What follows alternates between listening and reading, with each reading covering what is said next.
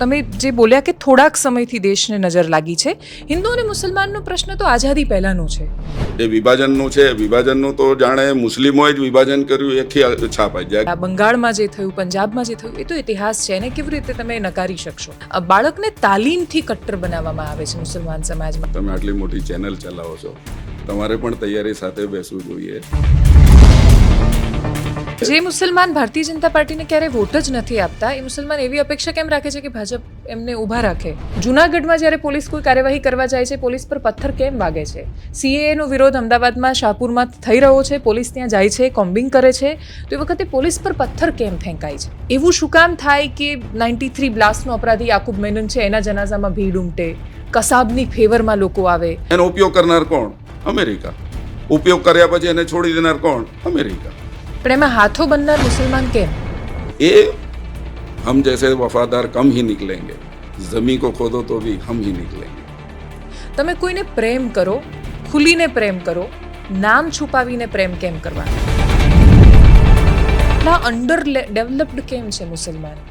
એ એટલી બધી ગરીબી અને બાકી બધાનો સામનો કરે છે, તો એ નેતૃત્વ જ્યારે મુદ્દાની વાત કરવાની હોય, સિવિક ઇશ્યુઝની વાત કરવાના હોય, ત્યારે ખાલી ધર્મ પર વોટ કેવી રીતે લઈને જતા રહે છે એ લોકો? તમે કટ્ટરતા શબ્દને કઈ રીતે લો છો એની ઉપર વાત કરું છું. હું કટ્ટરતા શબ્દને કોઈ કનૈયાલાલને મારી નાખવાના સંદર્ભમાં લઉં છું. તો મુસ્લિમના જે પોઝિટિવ પાસા છે મુસ્લિમ સમાજના, એ કોઈ લેવા કે છાપવા તૈયાર નથી. અને તકલીફ ક્યારે થાય છે કે સાલા બધા જ ધર્મની અંદર છૂટ છે, બધા જ ખાય છે, આટલા મોટા પ્રમાણમાં ખાય છે, પ્રશ્ન માત્ર અમારાથી કરવામાં આવે છે, કોઈનાથી પ્રશ્ન નથી કરવામાં. પણ આ પ્રશ્ન દિવાળી પર હિન્દુને પણ થાય છે. અને તમે જુઓ કે જે સેલિબ્રિટીઝ પ્રશ્ન, આના મુસ્લિમ સિવાય આ પ્રશ્ન બીજા કોને કરો? હા, તો ફટાકડાનો પ્રશ્ન હિન્દુ સિવાય. એટલે હું એ જ કહું છું, જ્યાં વધારે પ્રચલનમાં છે ત્યાં થશે આ પ્રશ્ન. જો દેશ આગળ નથી વધતો, તો કોઈ સમુદાય પોતાની જાતે એકલો આગળ નથી વધતો, એ પાછળ જ રહી જાય છે. આ દેશ સૌથી વધારે મહત્વનું છે.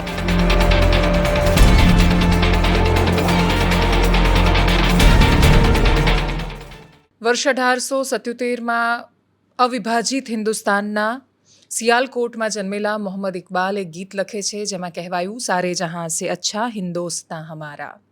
એ ગીત આજે પણ ખૂબ નાઝ અને ગૌરવથી આપણે ગાઈએ છીએ. પણ ઇતિહાસ સાક્ષી છે કે આજ મોહમ્મદ ઇકબાલ આગળ જતા ભારતના ભાગલા અને પાકિસ્તાનના દાર્શનિક પિતા તરીકે પણ જાણીતા બન્યા. મોહમ્મદ અલી જિન્નાની આસપાસ પણ એમનો ખૂબ મોટો અને મહત્વનો ફાળો રહ્યો નેતા તરીકે વિકસાવવામાં. એવી રાજનૈતિક પરિસ્થિતિઓ શું બદલાઈ જાય છે કે હિન્દુ અને મુસલમાન એ બે શબ્દ બોલીએ એટલે તરત જ એવું લાગે કે દેશમાં આપણે એક યુદ્ધ છેડી રહ્યા છીએ, એક એવી જંગ શરૂ થઈ રહી છે કે જે વિષય પર કદાચ સંવાદ શક્ય નથી. વિવાદો ખૂબ થાય છે, અને કદાચ વિવાદો એટલે થાય છે કે સંવાદો નથી થતા. પ્રયત્ન કરવો છે વાત કરવાનો, એ બધા જ વિષયોને સમજવાનો, જે મારા મનમાં છે અને મારા જેવા કરોડો ભારતીયોના મનમાં પણ છે. એટલા બધા પ્રશ્નો છે, અને એ પ્રશ્નો દરેક વખતે મનમાંથી ઉઠે છે. જે લોકો યુદ્ધ નથી ઈચ્છતા, ગૃહયુદ્ધ નથી ઈચ્છતા, ભારતને વિકાસના પંથે દુનિયામાં પોતાનું સ્થાન બનાવતા ઈચ્છે છે, જોવા ઈચ્છે છે, એ લોકોના મનમાં એ બધા જ પ્રશ્નો હોય છે. અને એટલે જ નમસ્કાર અનકટ પોડકાસ્ટ સાથે હું છું દેવાંશી. ખૂબ સ્પેશિયલ એપિસોડ છે આ, કેમ કે એ બધા પ્રશ્નો હું પૂછવાની છું જે મારા મનમાં તો છે જ, અને મને ખબર છે કે આ બહુ જ બધા લોકોના મનમાં હશે. મારી સાથે એ બધા પ્રશ્નોના જવાબ આપવા માટે ઇકબાલ અહેમદ મિર્ઝા છે, જે જમાતે ઇસ્લામી હિન્દ અમદાવાદ શહેરના પ્રમુખ છે. ઇકબાલભાઈ, આપનું ખૂબ સ્વાગત છે. અને એટલા બધા પ્રશ્નો છે મનમાં કે શરૂઆત ક્યાંથી કરું એની અસમંજસની વચ્ચે એકદમ ગુજરાતીમાં સંવાદ છે, તો ગુજરાતીથી શરૂઆત કરવી છે. એ જે ગેપ બને છે એની અંદર બહુ જ બધા કારણો હોય છે. આમ બધા જ પરસ્પર ખૂબ એકતાથી રહે છે, વર્ષોથી રહેતા આવ્યા છે, અને છતાંય બધું એક નથી એવું ઘણીવાર લાગે છે. કોઈ પણ તમે નેતાની સાથે પર્ટિક્યુલરલી તમે વાતચીત જ્યારે શરૂ કરો અને એમને તમે ગુજરાતીમાં પ્રશ્ન કરો, તો પણ એ વર્ષોથી ગુજરાતમાં રહેતા હોવા છતાં જવાબ હિન્દીમાં જ આપે, એવું શું કામ થાય? શું કામ ગુજરાતીને એટલી સરળતાથી નથી સ્વીકારવામાં આવી? કેમ કે પારસી પણ મીઠી ગુજરાતી બોલી લે છે, બાકીના બધા જ લોકો ગુજરાતી બોલે છે. મુસલમાન સરળતાથી ગુજરાતી કેમ નથી બોલતા? સૌથી પહેલાં તો હું ભારત દેશની વાત કરું. 140 કરોડની વિશાળ જનસંખ્યાનો દેશ, અને એમાં પણ મને અદ્ભુત લાગે કે કેટલાક દેશો તો ઋતુ પ્રધાન છે, ત્યાં શિયાળો છે, કેટલાકમાં ઉનાળો છે, કેટલાકમાં વરસાદ. આપણો એક એવો દેશ છે કે જેની અંદર ત્રણેય ઋતુ આપણે માણી શકીએ છીએ, અને વસંત ઋતુ વધારાની પાછી. 6000 જાતિઓ, 1600 બોલી બોલનારો બહુ મોટો દેશ. દુનિયામાં જેટલા ધર્મ અને સંપ્રદાયો અસ્તિત્વમાં છે, એ બધાનું જો સુભગ સમન્વય ક્યાંય થયું હોય તો એ આપણા ભારત વર્ષમાં થયું છે. અને એટલે જ તમે જેમ કીધું સારે જહાં સે અચ્છા હિન્દુસ્તાન હમારા કહેવાનું મન થઈ જાય છે. પણ મને લાગે છે કે થોડાક સમયથી દેશને નજર લાગી ગઈ હોય એવું થોડું મને લાગે છે. દેશમાં ધૃણા અને નફરતનું જે વાતાવરણ છે એમાં જો કોઈ કારગર ઉપાય હોઈ શકે તો સંવાદ જ છે. અને આજે તમે મને એના માટે આમંત્રિત કર્યો તો હું આપનો ખૂબ ખૂબ હૃદયપૂર્વક આપનો આભાર માનું છું કે હું દર્શકોમાં જે મુસ્લિમ મિત્રો છે એમને પણ કહેવા માંગુ છું કે ઇસ્લામ વિશે પોતાના વાણીને વર્તન દ્વારા લોકોને જણાવવું એ તમારી જવાબદારી છે. અને ભારતના બધા જ લોકોનો ઇસ્લામ વિશે જાણવાનો અધિકાર છે. અને મને લાગે છે કે આ સંવાદ કદાચ આના જ માટે થયો છે. તો હું આપનો ફરી એકવાર આભાર વ્યક્ત કરું. આપ અભિનંદનને પાત્ર છો. સવાલ રહ્યો ગુજરાતીનો. મારા માતા પિતા તો મહારાષ્ટ્રથી આવ્યા છે. મારો જન્મ ગુજરાતમાં થયો છે. મેં ગુજરાતીમાં ભણ્યો છું. ગુજરાતીમાં સારી રીતે વાતચીત કરી શકું છું. આપને જાણીને આશ્ચર્ય થશે, આપણે સાથે બેસતા નથી, સંવાદ નથી થતો, એટલે મને લાગે છે કે આ પ્રશ્ન ઊભો થયો છે. બહુ ઘણી બધી અમારી કોમ્યુનિટી છે. વોરાને લઈ લો, મેમણને લઈ લો, એ બધા ઘરમાં નહીં, ભારતમાં જ્યાં જાય, વિદેશમાં જાય તો પણ એ ગુજરાતીમાં જ વાત કરતા હોય છે. તો ગુજરાતી તો છે જ અમારા એની અંદર. ઠીક છે, કોઈ બહારના વ્યક્તિ હોય, આઉટ ઓફ ગુજરાતના હોય ને એમની સાથે મળવાનું થયું હોય તો આવી વસ્તુ થઈ શકે. અને હિન્દીનો પ્રભાવ ફિલ્મોના કારણે એટલો બધો રહ્યો છે આપણી ઉપર કે દરેક વસ્તુ, અને જ્યારે રાજકીય વાત થતી હોય તો હિન્દીમાં જ થતી હોય, ધાર્મિક વાત થતી હોય તો બી કહે કે સાધુ હે તો હિન્દી બોલના પડેગા, એવી બધી વસ્તુ થતી હોય છે. પણ મુસ્લિમો ગુજરાતી છે, એમના ઘરોમાં પણ ગુજરાતી છે. દાઉદી બોરા તો વિશ્વમાં ક્યાંય પણ જાય તો પણ ગુજરાતીમાં વાત કરે છે. તો આ તો એક ભાષા છે. ભાષાનો તમે જેટલી સારી રીતે કરી શકો, એક વાતચીતનું માધ્યમ છે. દાઉદી વોરા કે મેમણ સમુદાયના મોટાભાગના લોકોને જો તમે પૂછશો તો એ લોકોને ક્યારેય મુસલમાન ખતરામાં નથી લાગતા. મુસલમાનમાં પણ જાતિ અને બાકીના બધા એ બધા પર હું આવું, પણ એ પહેલાં તમે જે બોલ્યા કે થોડાક સમયથી દેશને નજર લાગી છે. હિન્દુ અને મુસલમાનનો પ્રશ્ન તો આઝાદી પહેલાંનો છે. જે પાર્ટીશન વખતે જે થયું, ઇતિહાસમાં જે થયું, સતત દેશમાં રમખાણો ચાલ્યા આવ્યા છે. સતત દેશમાં એટલી બધી હિંસા થઈ છે હિન્દુ મુસલમાનની. સરખામણીએ જોવા જઈશું તો છેલ્લા 10 વર્ષમાં એવા રાયટ્સ નથી થયા જેવા ભૂતકાળમાં ભારત દેશ જોઈ ચૂક્યું છે. તો પછી તમને એવું કેમ લાગે છે કે છેલ્લા થોડાક સમયથી આ થઈ રહ્યું છે? શું એ સ્ટેટમેન્ટ પોલિટિકલ છે તમારું? જી જી, ના, હું તો જો સામાન્ય વાતચીત કરવા આવ્યો છું. હું કોઈ રાજકીય માણસ પણ નથી ને રાજકારણ મને આવડતું પણ નથી. હવે આપણે જે વાત કરી, જોવા જઈએ તો વિભાજનથી જ બધું શરૂ થયું છે, પાર્ટીશન જે થયું. હવે આશ્ચર્ય એ વાતનું થાય કે મને કે મારા જેવા સામાન્ય નાગરિકોને પૂછવામાં જ નથી આવ્યું કે તમારે ભાગલામાં તમારી એ છે કે નહીં. આ તો રાજકીય ભાગલા થયા છે. મોહમ્મદ અલી જીણા હોય, અંગ્રેજો હોય કે આપણે ત્યાંના રાઇટ વિંગના જે લોકો હોય, એ બધા ઈચ્છતા હતા અને રાજકીય ભાગલા થયા છે. હિન્દુ મુસ્લિમને તો પૂછવામાં જ નથી આવ્યું. કોઈ આજે પણ એના માટે તૈયાર નથી, ન પહેલાં હતું તૈયાર એના માટે. તો આ તો રાજકીય ભાગલા છે જોવા જઈએ તો. અને હું જ્યારે એના પર દ્રષ્ટિ નાખું, જોઉં તો મને પણ લાગે છે કે આ હિન્દુ મુસ્લિમના ભાગલા કરતાં મુસ્લિમના ભાગલા મને વધારે લાગે છે. અમારી ચર્ચા થતી હતી એક વખત, અખંડ ભારતની જે વાત કરે છે બધા લોકો. હવે તમે માની લો કે પાકિસ્તાન, બાંગ્લાદેશ ને અફઘાનિસ્તાન જો મળી જાય તો મુસ્લિમોનું તો દરેક રીતે પ્રતિનિધિત્વ વધી જાય, સંસદમાં પણ દરેક રીતે, તો અમારા લાભ માટે છે. તો પણ આ અમારી જાણ વગર, અમારા એના વગર આ થઈ ગયું છે અને અમે એનો ભોગ બની ગયા છે. એટલે આજે વર્ષોથી આ જ વસ્તુ અમે સાંભળતા રહીએ છીએ કે ભાઈ મુસલમાન અલગ દેશ માંગ્યો, અલગ દેશ માંગ્યો, એની ઉપર જ આખી એ થઈ આવીને અટકી જાય. તો આ વસ્તુ ત્યારની ચાલી આવી છે. હવે સવાલ રહ્યો, તમે કીધું જેમ છેલ્લા 10 વર્ષનું પેટર્ન બદલાઈ છે. કોંગ્રેસના સમયમાં કંઈ તોફાનો નહોતા થતા એવું કહેવાનો મતલબ નથી. તોફાનો તો ત્યારે પણ ઘણા બધા થયા છે. 69થી લઈને અત્યાર સુધી આખી એની વણઝાર ચાલી છે.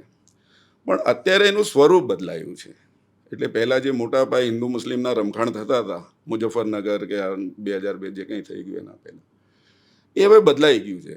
એ હવે મોબ લિન્ચિંગમાં નાના એની અંદર ધૃણા અને નફરતના એની અંદર એ પલટાઈ ગયું છે. વસ્તુ તો છે જ, પણ સરકાર એમ નથી ઈચ્છતી કે આવી રીતે એ વધારે થાય. એને નાના પાયે એને ડાયવર્ટ કરી દેવામાં આવે છે. પણ છતાંય સરખામણીએ વિક્ટિમનો જે આંકડો છે બહુ જ ઓછો છે. તમે 2002 પછી ગુજરાતમાં હિન્દુ મુસલમાન વચ્ચે થયેલા દંગા કે રમખાણ જોશો તો એ છે જ નહીં ક્યાંય એ રીતે.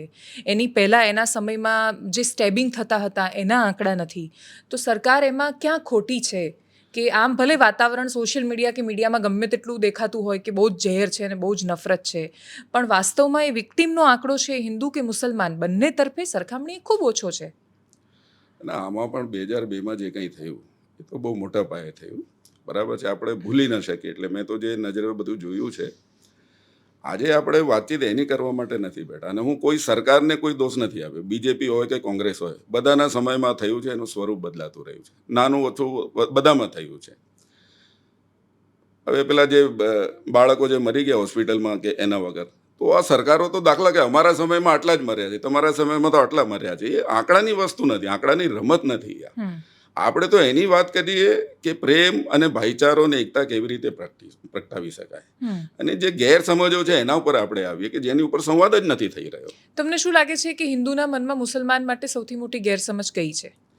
એક તો આ જ છે, એ વિભાજનનું છે. વિભાજનનું તો જાણે મુસ્લિમોએ જ વિભાજન કર્યું એથી છાપ આવી જાય કે મેં કીધું કે આ રાજકીય ભાગલા પડ્યા છે, એમાં મુસ્લિમોનું કંઈ લેવા દેવા જ પણ નથી. મુસ્લિમોનો એક ખૂબ મોટો હિસ્સો ગયો ત્યાં. જ્યારે દેશ આઝાદ થયો અને જ્યારે છૂટા પડ્યા ત્યારે લાહોરમાં લગભગ 50% જેટલી આબાદી હિન્દુ અને બાકીના શીખ સમુદાયની હતી. અત્યારે ત્યાં હિન્દુ અને શીખ સમુદાયનું વજૂદ નથી બચ્યું. ખાસા બધા લોકો એ વખતે પણ સ્થળાંતર પછી આવ્યા. બંને બાજુ જે રમખાણું થયા, બંગાળમાં જે થયું, પંજાબમાં જે થયું, એ તો ઇતિહાસ છે. એને કેવી રીતે તમે નકારી શકશો? હું નકારતો નથી, નો ડાઉટ ભાગલા પડે એ બધું થયું છે. એમાં જે મુસ્લિમો બાય ચોઈસ ભારતમાં રહ્યા છે, એમનો શું વાંક કે ગુનો? ના, કશું જ એમણે નહીં. ભારતના સંવિધાનને અપનાવ્યું, ભારતની રીતિને અપનાવી, સાથે હળીમળીને રહેવાને અપનાવ્યું, આ બધું એમણે અપનાવ્યું છે. પછી એમની ક્યાં ભૂલ છે? એમને કેમ આ નજરે જોવામાં આવે? એમના ઉપર કેમ વિશ્વાસ મૂકવામાં ના આવે? એક તો આ વસ્તુ મને લાગે છે. બીજી, આપણે જોઈએ છે કે આપણા વિસ્તારો અલગ અલગ છે, રહેણી કરણી બધી અલગ અલગ વિસ્તારોમાં વહેંચાઈ ગયા છે. આપણે એક ભારતની અંદર અનેક ભારત જોવા મળે છે. હિન્દુ મુસ્લિમના વિસ્તારો અલગ અલગ થઈ ગયા છે. પહેલાના સમયમાં એકબીજાને મળવાનું થતું હતું, એકબીજાને ત્યાં વાટકી વ્યવહાર, સંદેશા વ્યવહાર બધું થતું હતું. એ બધી વસ્તુ બંધ થઈ ગઈ છે. એટલે જ મને આજે અહીંયા આવવાનું મન એટલે જ થયું કે કંઈ સંવાદ કરીએ લોકો સાથે. આ સંવાદની જો શરૂઆત નહીં થાય તો આ વસ્તુ બહુ એની ચરમ પરાકાષ્ઠાએ પહોંચી જશે. આ વસ્તુ મને લાગે છે કે આની ઉપર દેશની અંદર સારો સંવાદ થવો જ જોઈએ. જ્યાં હું મુસ્લિમ કોમ્યુનિટી કહું છું કે તમારા વાણી વર્તન દ્વારા ઇસ્લામને તમે રિપ્રેઝેન્ટ કરો, ઇસ્લામનો તમે પરિચય આપો, ત્યાં જ હું મારા હિન્દુ સમુદાયના ભાઈઓને પણ કહેવા માંગુ છું કે તમે ઇસ્લામને, મુસલમાનોને સમજવાનો પણ પ્રયત્ન કરો. તમે આ બંને બાજુની પ્રક્રિયા છે, બંને એકબીજાને સમજવાનો પ્રયત્ન કરશે તો મને લાગે છે કે આપણે શાંતિ એક તરફ આગળ વધી શકીશું. આપણે જે પ્રશ્નો તમે એને કદાચ પૂર્વાગ્રહ પરસેપ્શન પણ માની શકો છો, પણ જે મોટાભાગનો હિન્દુ સમાજ વિચારે છે એ છે કે બાળકને તાલીમથી કટ્ટર બનાવવામાં આવે છે મુસલમાન સમાજમાં. જ્યારે એ મદ્રસામાં જાય છે, એટલે દેવબંધની ઘણી બધી પુસ્તકોમાં જિહાદના મતલબ એવા લખેલા છે કે જ્યાં જો તમે નથી માનતા અલ્લાહને, અથવા જે નથી માનતા તો એની સામે તમારે જિહાદ કરવાનો છે. હું એનું ભાવાનુવાદ કહી રહી છું, એક્ઝેક્ટ મને નથી ખબર. પણ જે ઘણા બધા દેવબંધના રેફરન્સીસ પણ કે આસિફ જેવા લોકો પણ આપી ચૂક્યા છે, જે કેરળના ગવર્નર રહ્યા છે ભૂતપૂર્વ. તો આવું જો બાળકને બાળપણથી શીખવવામાં આવશે કે જે અલ્લાહમાં નથી માનતું અથવા જે ઇસ્લામ સાથે નથી, એની સામે તમારે જિહાદ કરવાનો છે, તો એ આવનારા સમયમાં મુસલમાનનું જ નુકસાન નહીં કરે? જો અત્યારે આપણે ચર્ચા કરવા બેઠા છીએ, તમે આટલી મોટી ચેનલ ચલાવો છો, તમારે પણ તૈયારી સાથે બેસવું જોઈએ કે કુરાનમાં શું શું લખેલું છે. આપણે માત્ર સાંભળેલી વાતોથી વાતો કરવા બેસીએ તો યોગ્ય નથી. ના, એટલે મેં તો કે આસિફનો રેફરન્સ આપ્યો છે, જે મુસ્લિમ બહુ મોટા સ્કોલર છે. આઈ થિંક તમારા ને મારા કરતાં ખૂબ વધારે જાણકાર છે. ઠીક છે, હશે. કુરાનની અંદર લખ્યું છે કે જો કોઈ પણ માનવીનું નાહક કતલ કરવામાં આવે તો એ એવું છે કે જાણે સમગ્ર માનવજાતની કતલ કરી દીધી. અને એક માણસનો જીવ બચાવવો એ એવું છે કે સમગ્ર માનવજાતને જીવ બચાવ્યો છે. એવી કોઈ તાલીમ હવે ગલ્ફ કન્ટ્રીઝ છે જેટલા પણ 57 મુસ્લિમ કન્ટ્રી છે, ત્યાં લગભગ 3 થી 4 કરોડ હિન્દુ ભાઈઓ, ભારતવાસીઓને બધા રહે છે. ત્યાં કયું કતલેઆમ થયું છે? ત્યાં અહીંયા આટલું બધું થાય છે ભારતમાં, એ લોકો સાંભળે છે, જુએ છે, તેમ છતાં પણ ત્યાં રિએક્શન નથી આવતું. ત્યાં ભારત માતા કી જય બોલો કે અલ્લાહુ અકબર બોલો, એવું ક્યાં ત્યાં નથી આવતું. એના રિએક્શનમાં ક્યાંય નથી આ વસ્તુ. મદરસામાં તો એક વ્યક્તિને માનવી કેવી રીતે બનાવવો એની શિક્ષા આપવામાં આવે છે. દેવબંધના પુસ્તકમાં શું એનો ભાવાનુવાદ અલગ નથી થતો? કોઈ પણ પુસ્તકમાં એનો ભાવાર્થ અલગ નથી થતો. અને દેવબંધ નહીં, પુસ્તક જો મુસ્લિમો માટે વાત કરીએ તો કુરાન અને પૈગંબર સાહેબનું જીવન, આ સિવાય કોઈ પણ રેફરન્સ આના માટે ચાલે એમ નથી. સૌથી મેઇન જે મૂળ પુસ્તક છે, જે ધર્મગ્રંથ છે, એ કુરાન છે. અને એ થિયરી છે, એમના ઉપર પ્રેક્ટિકલ હજરત મોહમ્મદ સાહેબનું જીવન છે એના ઉપર. હમ. અને મદ્રસામાં એ જ ભણાવવામાં આવે છે. તો કુરાનની પછી તાલીમ હોય છે. જામનગરના મૌલવીનો એ ઓડિયો કેમ વાયરલ થાય છે કે જેમાં કોઈ એમને પ્રશ્ન પૂછ્યો ત્યારે એ કહે છે કે નહીં, તમારે વંદે માતરમ નહીં બોલવાનું કે ભારત માતા કી જય નહીં બોલવાનું, એવું છોકરાઓને શીખવે છે.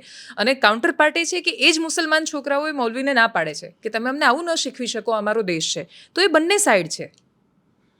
જો વંદે માતરમ ને ભારત માતા કી જય, જો આના ઉપર આપ પ્રશ્ન કરવા માંગતા હો મને પર્ટિક્યુલર એમના રેફરન્સ દ્વારા, હું આપને પૂછવા માંગુ કે ભારત માતા વાસ્તવિક છે, કલ્પના છે, શું છે, એ હું આપનાથી જાણવા માંગુ છું. એટલે તો પછી હું જેમ એનો જવાબ આપી હા, શકું. એટલે જેમ આપણે એવું કહીએ છીએ ને, ઓ મધરલેન્ડ, એટલે અમેરિકા જ્યારે પોતાનું રાષ્ટ્રગીત કહે છે ત્યારે એ પણ એને એ સ્વરૂપમાં જુએ છે રાષ્ટ્રને. એ રાષ્ટ્ર કોઈ પુરુષ કે સ્ત્રી નથી, એ દેશ છે અને એને માતાના સ્વરૂપમાં એટલે જોવામાં આવે છે કે જેથી એના માટેની એ રિસ્પેક્ટ વધારે વ્યક્ત કરી શકે. એટલે એનું કોઈ કાલ્પનિક ચિત્રણ નથી, એને માં કહેવામાં આવે છે. આપણે ધરતીને જેમ માં કહીએ ના, પણ છીએ એ એ રીતે. કલ્પના છે કે વાસ્તવિક છે? જેમ ભલા ભગવાન છે, દેવી દેવતાઓ છે, એ પ્રકારે છે કે આપણી એક કલ્પના છે કે ભારત એક માતા છે? ભારત એક માતા છે, એ મારી કલ્પનામાં ઊભું કરેલું આ દેશ માટેનું ચિત્રણ છે. ઠીક છે, હા. આપની કલ્પના હોઈ શકે, હા. આપની એમાં શ્રદ્ધા હોઈ શકે, હું એમાં ના નથી પડતો. હવે ભારત માતા જે છે, ભારત શબ્દ તો પુરલિંગ છે, સ્ત્રીલિંગ નથી, બરાબર છે? એટલે ભારત માતાની જે આખી એક ફોટો છે, એમની આખી મૂર્તિ છે, એમના હાથમાં ધ્વજ છે, એ ધ્વજ પણ ભારત માતાના ધ્વજ જો એમના હાથમાં તો તિરંગો હોવો જોઈએ, એમના હાથમાં ભગવા છે, એ સ્ત્રીલિંગ છે, બરાબર છે? હવે અમે જે મુસલમાનો જે છીએ, એમની આસ્થામાં જે મૂળ આસ્થા છે ને, એક ઈશ્વરને માનવું. અમે જે કલમો પડે છે, લા ઇલાહા ઇલ્લલ્લાહ મુહમ્મદ રસૂલુલ્લાહ, ઈશ્વર એક જ છે, એના સિવાય બીજો કોઈ નથી, એ જ પૂજ્ય છે. મુસલમાનો અલ્લાહ સિવાય કોઈને પૂજા નથી કરી શકતો. આ અમારી શ્રદ્ધા છે, અમારો વિશ્વાસ છે. એમના પછી સ્થાન આવે પેગમ્બર સાહેબનું, પેગમ્બર હજરત મોહમ્મદ. અમે એમનું કહ્યું માનીએ, આજ્ઞા પાલન કરીએ, એમનું માન સન્માન કરીએ, એમની પૂજા ના કરી શકીએ. ધરતીની વાત આવે તો કાબા જ્યાં છે, જ્યાં અમે હજ કરવા જઈએ છીએ, કાબાની ધરતી મુસ્લિમો પવિત્ર માને, મક્કા મદીનાની. અમે એની પણ પૂજા ના કરી શકીએ. એની પૂજા કરવી પણ હરામ છે. મોહમ્મદ પેગમ્બર સાહેબની પૂજા કરવી પણ હરામ છે. એ અલ્લાહ સિવાય કોઈની પૂજા ના થઈ શકે. મારા માતા પિતાએ મને જન્મ આપ્યો, એમનું કહ્યું માનું, આજ્ઞા પાલન કરું, બધું, હું એમની પૂજા ના કરી શકું. આ સૌથી મોટી જે શ્રદ્ધા ટકરાય છે અમારી, એ ત્યાં ટકરાય. ભારતની જય કહેવામાં અમને કોઈ પ્રોબ્લેમ જ નથી. ભારતના સંવિધાનમાં Bharat India that is Bharat કહ્યું છે, ભારત માતા નથી કહ્યું. તો જય ભારત બોલવામાં કોઈ મુસ્લિમને કોઈ જ વાંધો નથી, જરાય વાંધો નથી. વંદે માતરમમાં શું વાંધો છે? એક એ વસ્તુ કરવી.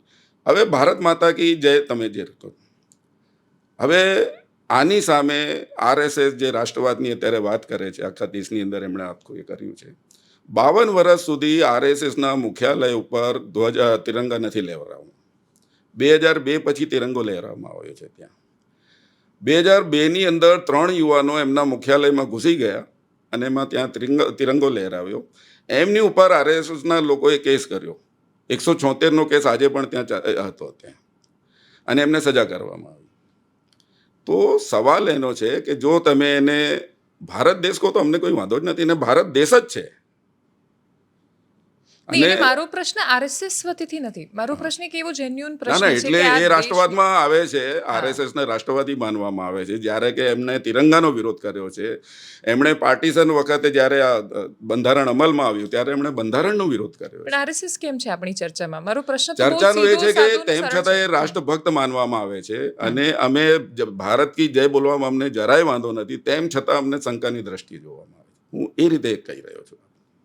નહીં, એટલે હમણાં જેમ ઇન્દોરમાં જે કેસ થયો, અને ઇન્દોરની કોર્ટે લગભગ એકાદ મહિના પહેલાં જ એક છોકરાને સજા આપી, જેણે પોતાની ધરતી પર પાકિસ્તાન કી જય એવો નારો લગાવ્યો અને વંદે માતરમ બોલવાનો ઇનકાર કર્યો. કોર્ટમાં કેસ ગયો એટલે કોર્ટે એને સજા એ આપી કે તારે દર મંગળવારે પોલીસ સ્ટેશનમાં આવીને વંદે માતરમ અથવા ભારત માતા કી જય બોલીને જવાનું, અને એ સજાનું પાલન કરી રહ્યું છે. પણ એ કેવી રીતે આવે છે કે છૂટાછવાયા કોઈ પણ જગ્યાએ, એટલે આ દેશના કોઈ પણ હિસ્સામાં તમને હિન્દુ અમેરિકાની જય કે નેપાળની જય કે ભૂતાનની જય કે બીજા કોઈ પણ દેશની જય બોલતા મોટાભાગે નહીં જોવા મળે.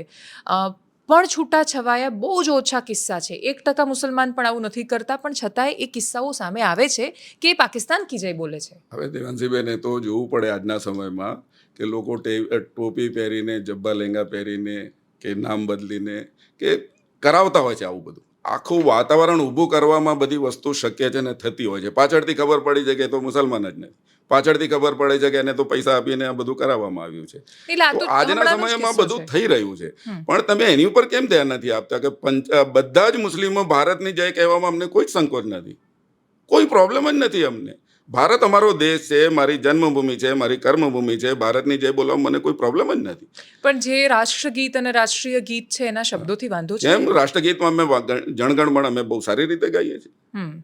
અને વંદે માતરમ તો આના માટે લખાયો જ નતો. આ તો બંકિમચંદ્ર ચેટર્જીએ લખ્યો હતો. હા, એમણે લખ્યો હતો, ને તો અંગ્રેજોને એમાં લખ્યો હતો. પાછળથી એને આની અંદર એ કરવામાં આવ્યું. ઇતિહાસ તો તમે એટલે જાણો એવું છો. નહીં, તો એ તો રવિન્દ્રનાથ ટાગોરે પણ આના માટે નથી લખ્યું. તમે એટલે એમને બધું જાણો છો. બાંગ્લાદેશ માટે પણ લખ્યું છે. રાષ્ટ્રગીતમાં અમને કોઈ પ્રોબ્લેમ નથી, ભારત કી જય બોલવામાં અમને કોઈ પ્રોબ્લેમ નથી. પણ આ બહુ સિલેક્ટિવ એપ્રોચ નથી કે સિલેક્ટિવ નથી, આ ખરો એપ્રોચ છે. બંધારણની અંદર, સંવિધાનની અંદર આ લખેલું છે, અને અમે સંવિધાનને ફોલો કરીએ છીએ. જે લોકો આ નથી કરતા સંવિધાનની વિરુદ્ધમાં છે, એ સંવિધાનને ફોલો નથી કરતા. જ્યારે સંવિધાન કે છે આ ભારત છે, તો ભારત કી જય બોલો ને. હું બોલી રહ્યો છું. પછી તમે પર્ટિક્યુલર એને ટાર્ગેટ કરીને તમે એને બોલાવડાવવાનો પ્રયત્ન કરો. નહીં, આ એટલે મૌલાના આઝાદ પણ ભારત માતા કી જય બોલતા હતા, જે આ દેશના પહેલા શિક્ષણ મંત્રી રહ્યા. એ સિવાયના અનેક એવા મુસ્લિમ નેતાઓ, કેમ કે બે પ્રકારના મુસ્લિમ હતા એ વખતે દેશમાં. એક મોહમ્મદ અલી જિન્નાવાળા હતા, જે લોકોને કશું જ મતલબ નહોતો, એમને ભરોસો નહોતો, એમણે એક અલગ દેશની માગણી કરી. એક બાજુ મૌલાના આઝાદ જેવા નેતાઓ હતા કે જે કહેતા હતા કે તમે અમારા હાથ પગ ન કાપી લો, અમને આ દેશનો હિસ્સો રહેવા દો. અને એ લોકો રહ્યા વર્ષો સુધી. આ નારો એ આરએસએસે આપેલો નારો નથી. આ નારો દેશની આઝાદીના ઘડવૈયાઓએ આપેલો નારો છે. જવાહરલાલ નહેરુ બોલ્યા છે, મહાત્મા ગાંધી બોલ્યા છે, મૌલાના આઝાદ બોલ્યા છે, સરદાર પટેલ બોલ્યા છે. એટલે આ નારાને આરએસએસના નારાની જેમ કેમ જોવામાં આવે છે? ના, અત્યારે જે વાતાવરણ ઊભું કરવામાં એનો મહત્વનો રોલ છે, એટલા માટે. બાકી મેં આટલી સ્પષ્ટ વાત કરી, ઇસ્લામની આસ્થા આપની સામે મૂકી દીધી. એક અલ્લાહ સિવાય, એક ઈશ્વર સિવાય અમે કોઈની પૂજા નથી કરી શકતા. આટલો સરસ ઉદાહરણ આપી દીધું. અમે મક્કા મદીનાની ધરતીની પૂજા નથી કરી શકતા. એ પણ મહાપાપ છે અમારા માટે. અલ્લાહ સિવાય કોઈની પણ પૂજા કરવી એ અમારા માટે મહાપાપ છે, ઇસ્લામ ધર્મમાં જે માનતા હોય એમના માટે. પણ આ જય ઘોષ છે, આ ક્યાં પૂજા છે કે ત્યાં તમને કોઈ કહે છે કે આમ સાથીઓ કરો? વંદન કરવાની વાત આવે. હા, હું તમને પ્રણામ કરી શકું, ગુડ મોર્નિંગ બોલી, નમસ્કાર નથી કરી શકતો. નમ અસ, કોઈને પણ અલ્લાહ સિવાય કોઈની સામે નમવું એ ઇસ્લામમાં પ્રતિબંધિત છે. અને એટલે જ એક જે બહુ જ કોમન ઊભો થતો પ્રશ્ન છે કે જો કોઈ હિન્દુને એવું પૂછવામાં આવશે કે ગીતામાં આવું લખ્યું છે અને દેશમાં આ પ્રકારનું કરવું એ વધારે મહત્વનું છે, તો હિન્દુ બહુ જ સરળતાથી એવું કહેશે કે ભાઈ દેશનું બંધારણ જે કહે છે અથવા દેશની માન્યતા જે છે કે દેશમાં બાકી બધા લોકોનો વિચાર જે છે તો હું સરળતાથી એ પસંદ કરીશ. તો શું ઇસ્લામમાં આજે છે એને તમે જડતાની જેમ જુઓ છો કે એને કઈ રીતે તમે જુઓ છો? ઇસ્લામમાં કોઈ જડતા છે જ નહીં. ધર્મ અને દેશ બંને જુદા છે. અમારા માટે હંમેશા આ પ્રશ્ન ઊભો કરવામાં આવે છે કે તમને દેશ પહેલા કે ધર્મ પહેલા. બે સરખી વસ્તુ હોય ને એની તુલના થઈ શકે. બે દેશની તુલના થઈ શકે, બે ધર્મોની તુલના થઈ શકે. અલગ અલગ વસ્તુની તુલના ન થઈ. સ્કૂટર સાથે કારનું કમ્પેરિઝન ના થઈ શકે. મને ધર્મ પણ જરૂરી છે. આમાં સ્કૂટર કયું ને કાર કઈ? ના, એટલે બંને અલગ વસ્તુ છે, એનું કમ્પેરિઝન નથી. હું કહેવા એ માંગુ છું, ધર્મ અલગ છે અને દેશ અલગ છે. ધર્મ મને દેશમાં કેવી રીતે રહેવું, મારું ચારિત્ર ઘડતર કેવી રીતે કરવું, મારે પ્રમાણિકપણે કેવી રીતે રહેવું, એ મને ધર્મ શીખવે છે. ધર્મ મારી જરૂરિયાત છે. અને જ્યાં હું દેશમાં રહું છું, અમારા માટે સ્પષ્ટ છે અત્યારે કે ભાઈ કુરાનના કાનૂન છે કેટલાક. આ ઇસ્લામી દેશ નથી, એટલે ભારતની અંદર સંવિધાન મુજબ જેટલી વસ્તુ છે એ અમે લોકો કરીએ છીએ. એમાં ક્યારેય અમે કોઈ ચીજમાં ના નથી પાડી અમે. પણ જ્યાં બંધારણ અમને છૂટ આપે છે, સંવિધાન અમને છૂટ આપે છે કે તમે પર્સનલ લો પર તમારા જે કાયદાઓ છે એની ઉપર તમે અમલ કરી શકો, અમે એની ઉપર કરીએ છીએ. એ સિવાય કોઈ બીજી વસ્તુ ઉપર અમે નથી કરતા. અમારું ક્રિમિનલ લો કે બધું ઇસ્લામિક ના લાગી શકે. અહીંયા જે ભારતનો લો છે એટલે એને જ અમે ફોલો કરીએ છીએ. એક PMLB પરથી મને જે વિચાર આવ્યો, એ પ્રશ્ન જે આવ્યો મનમાં કે ઝફર સરેશવાલાનો મેં હમણાં થોડા સમય પહેલાં ઇન્ટરવ્યૂ કર્યો હતો અને એમણે એક બહુ સરસ ઉદાહરણ આપ્યું હતું કે મુસ્લિમ જો અમેરિકામાં જાય છે યુએસએમાં તો એ ત્યાં ક્યારેય એવું નથી કહેતો કે ભાઈ આ મારા ધર્મનો સવાલ છે અને હું આ જ ફોલો કરીશ. એ ત્યાં અમેરિકાના જે લો ઓફ લેન્ડ જમીનનું જે કાનૂન છે એને ફોલો કરે છે. બાકીના કોઈ દેશમાં જાય છે તો એ હિસાબથી રહે છે.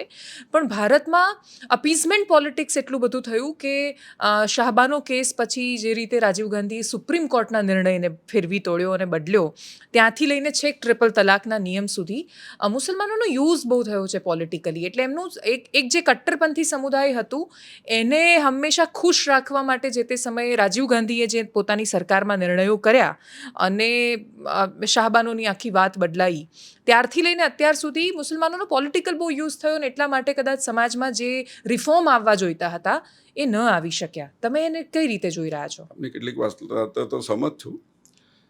આ તુષ્ટિકરણનું વારંવાર આવે છે. કોંગ્રેસે 70 વર્ષ મુસ્લિમોનું તુષ્ટિકરણ કર્યું. હવે બીજેપી વારંવાર આ કહેતી હતી કોંગ્રેસને કે મુસ્લિમોનું તુષ્ટિકરણ થઈ રહ્યું છે અને કોંગ્રેસ કરી રહી છે. કોંગ્રેસે સચ્ચર કમિટીની નિમણૂક કરી.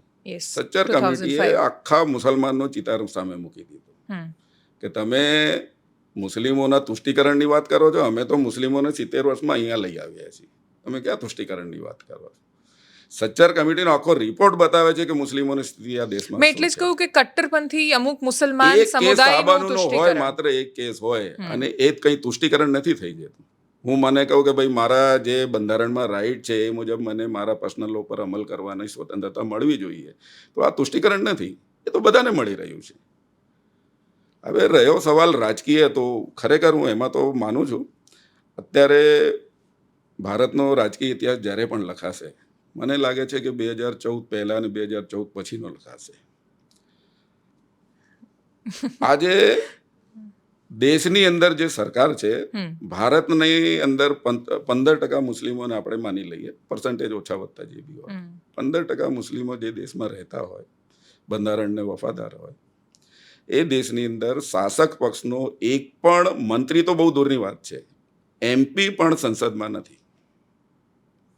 ભારતમાં અમારી જે જનસંખ્યા છે એના હિસાબે કેરળમાંથી આ વખતે એક મુસ્લિમ નેતાને ટિકિટ આપી હતી, ચૂંટાયા કે નહીં મને એક્ઝેક્ટ યાદ નથી. હા, ચૂંટાયા નથી. ભારતની અમારી જે વસ્તી છે એના હિસાબે મુસ્લિમોની જે સંખ્યા છે એના હિસાબે સંસદમાં 81 MP હોવા જોઈએ, એની સામે 18 છે અત્યારે.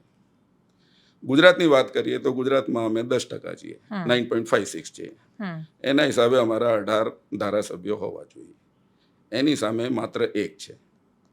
તો આ વસ્તુ તો થઈ જ છે ભારતની અંદર. હવે જ્યારે પણ ઇલેક્શન આવે ને, ગ્યાસુદ્દીનભાઈ નથી ચૂંટાતા કે કોંગ્રેસ જ્યારે ટિકિટ આપે છે મુસલમાનને તો એ નથી ચૂંટાતા, એમાં કોઈ બીજું શું કરી લેશે એમાં? તો ના, ઇમરાન ખેડાવાલા એક અત્યારે છે, ગ્યાસુદ્દીનભાઈ નથી. હા, એક્ઝેક્ટલી એ જ કહી રહી છું. એટલે હું એ જ કહું છું કે ગ્યાસુદ્દીનભાઈ નથી ચૂંટાતા કે બીજું કોઈ ચૂંટાઈને નથી આવતું, એમાં કોઈ શું કરશે? ઘણા બધા ફેક્ટર છે, ડિલિમિટેશન છે, રિઝર્વ સીટો છે, એનું આખું એક ષડયંત્ર કહો તો પણ ચાલે, એટલી હદે વધે છે. કોંગ્રેસને પણ અમે નથી માનતા કે મુસ્લિમોનું એ કરી રહે, પણ અત્યારે તો કોઈ વિકલ્પ નથી. ગુજરાતની વાત કરીએ તો બીજેપી કોંગ્રેસ સિવાય કોઈ છે નહીં. અમે લાસ્ટ ટાઈમ પણ મળ્યા, મુસ્લિમોનું પ્રતિનિધિત્વ કેવી રીતે વધે.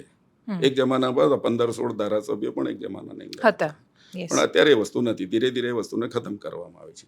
ડિલિમિટેશન એવું કરતા ગયા છે કે મુસ્લિમોનો જ્યાં વસ્તી છે એમાંથી વિસ્તારો વહેંચતા ગયા છે અને એ હિસાબે એમનું પ્રતિનિધિત્વ ઊંચું થતું ગયું છે. એમને રાજકીય રીતે હાંસિયામાં ધકેલવામાં આવી ગયા છે. એમને ઇલેક્શન આવે ને તો ચર્ચા માત્ર મુસ્લિમ વોટો ક્યાં ઇફેક્ટ કરે છે, અસર કરે છે, એની ઉપર થાય છે. જ્યારે પણ ઇલેક્શન ડિક્લેર થાય એટલે બધા મીડિયા ચર્ચા એની ઉપર જ કરતા હોય. પણ 450 સીટ ઉપર કોણ અસર કરે છે એની ઉપર ક્યારેય ચર્ચા નથી થતી. હું તો દરેક વખતે કહું છું કે મુસ્લિમોને છે ને ઇલેક્શનની બિરયાની છે. બિરયાની બનાવી હોય ને તો ગરમ મસાલો જાત જાતના મસાલાને બધું નાખવું પડે અંદર, ત્યારે સ્વાદિષ્ટ એ બને. પણ જ્યારે એને ખાવાનો સમય આવે ત્યારે એમાંથી એ જ ગરમ મસાલો કાઢીને બહાર કરી દેવામાં આવે અને પછી એને ખાવામાં આવે.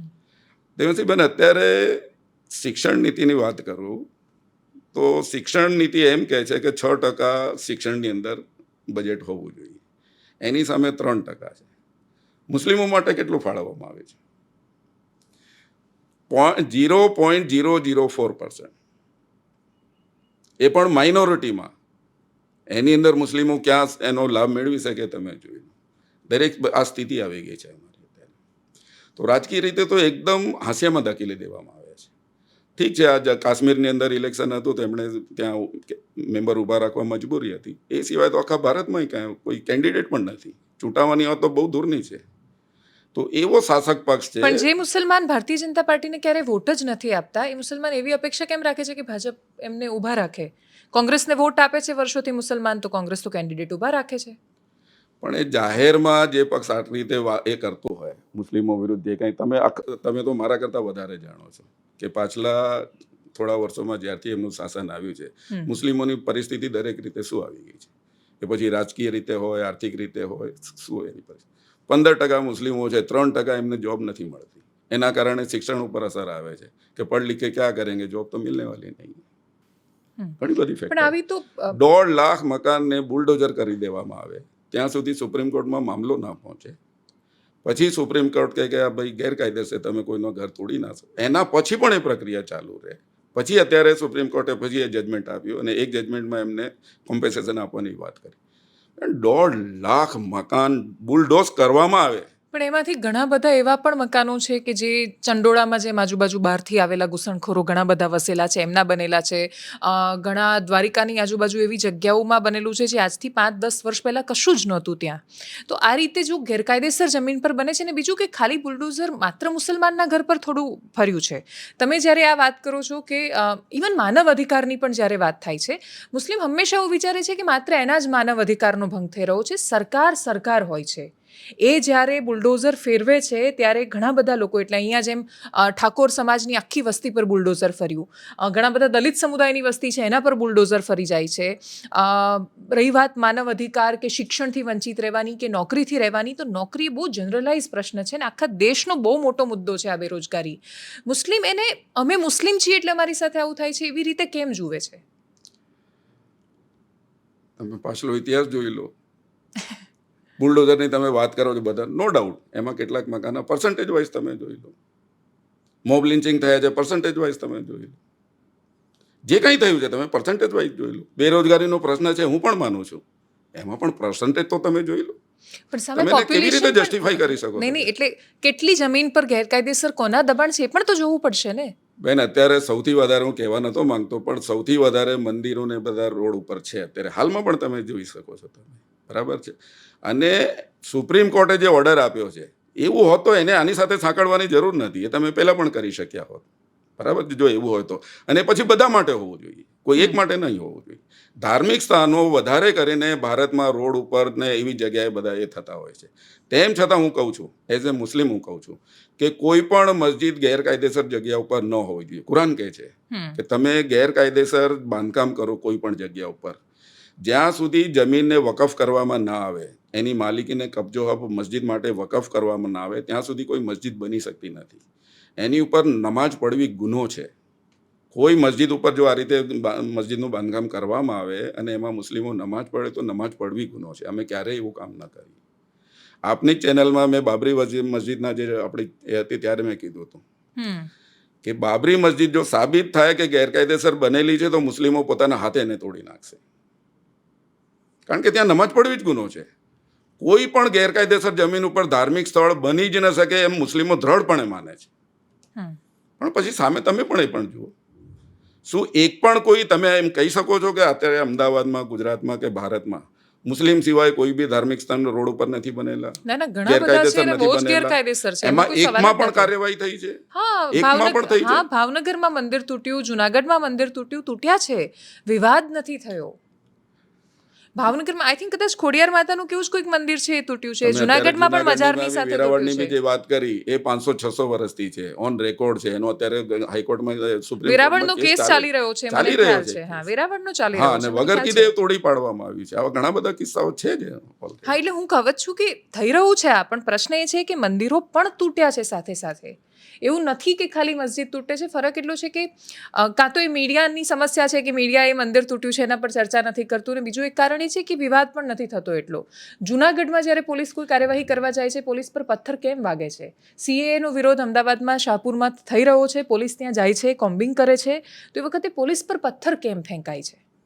આ પ્રશ્ન છે જે નથી સમજાતો ઘણીવાર. અને જુનાગઢની જે દરગાહની વાત હતી એ તો તોડીને રાત્રે ને રાત્રે ડામર રોડ બનાવી દેવામાં આવ્યો ત્યાં. એમની તો કોઈ સુનવાઈ બી નથી થઈ, ત્યાં ગયા બી નથી લોકો. કોર્ટની એમના પાસે કાગળ છે એમની પાસે બધા, તેમ છતાં આવું થઈ રહ્યું છે. એનો તો તમે પણ ઇનકાર નહીં કરી શકો. ના, પણ પથ્થર કેમ ઉઠાવવામાં આવે છે તરત, એ પ્રશ્ન છે. હવે એ તો કોણ ત્યાં શાંતિ ડોળવાનો પ્રયત્ન, અત્યારે સુરતમાં થયું, કોણે શરૂઆત કરી એના ઉપર બધું આવે છે. એટલે તમે પરસ્પર ગેરકાયદેસર સામસામે ઘરમાં નહોતું ઘૂસી એ. જાઓ, જુનાગઢમાં પોલીસ અંદર ઘૂસી ગઈ છે, બેફામ માર માર્યો છે અને એમના ઘરોથી અંદર તિજોરીમાંથી લૂંટ ચલાવી છે, એ બધા પણ કેસો સામે આવ્યા છે.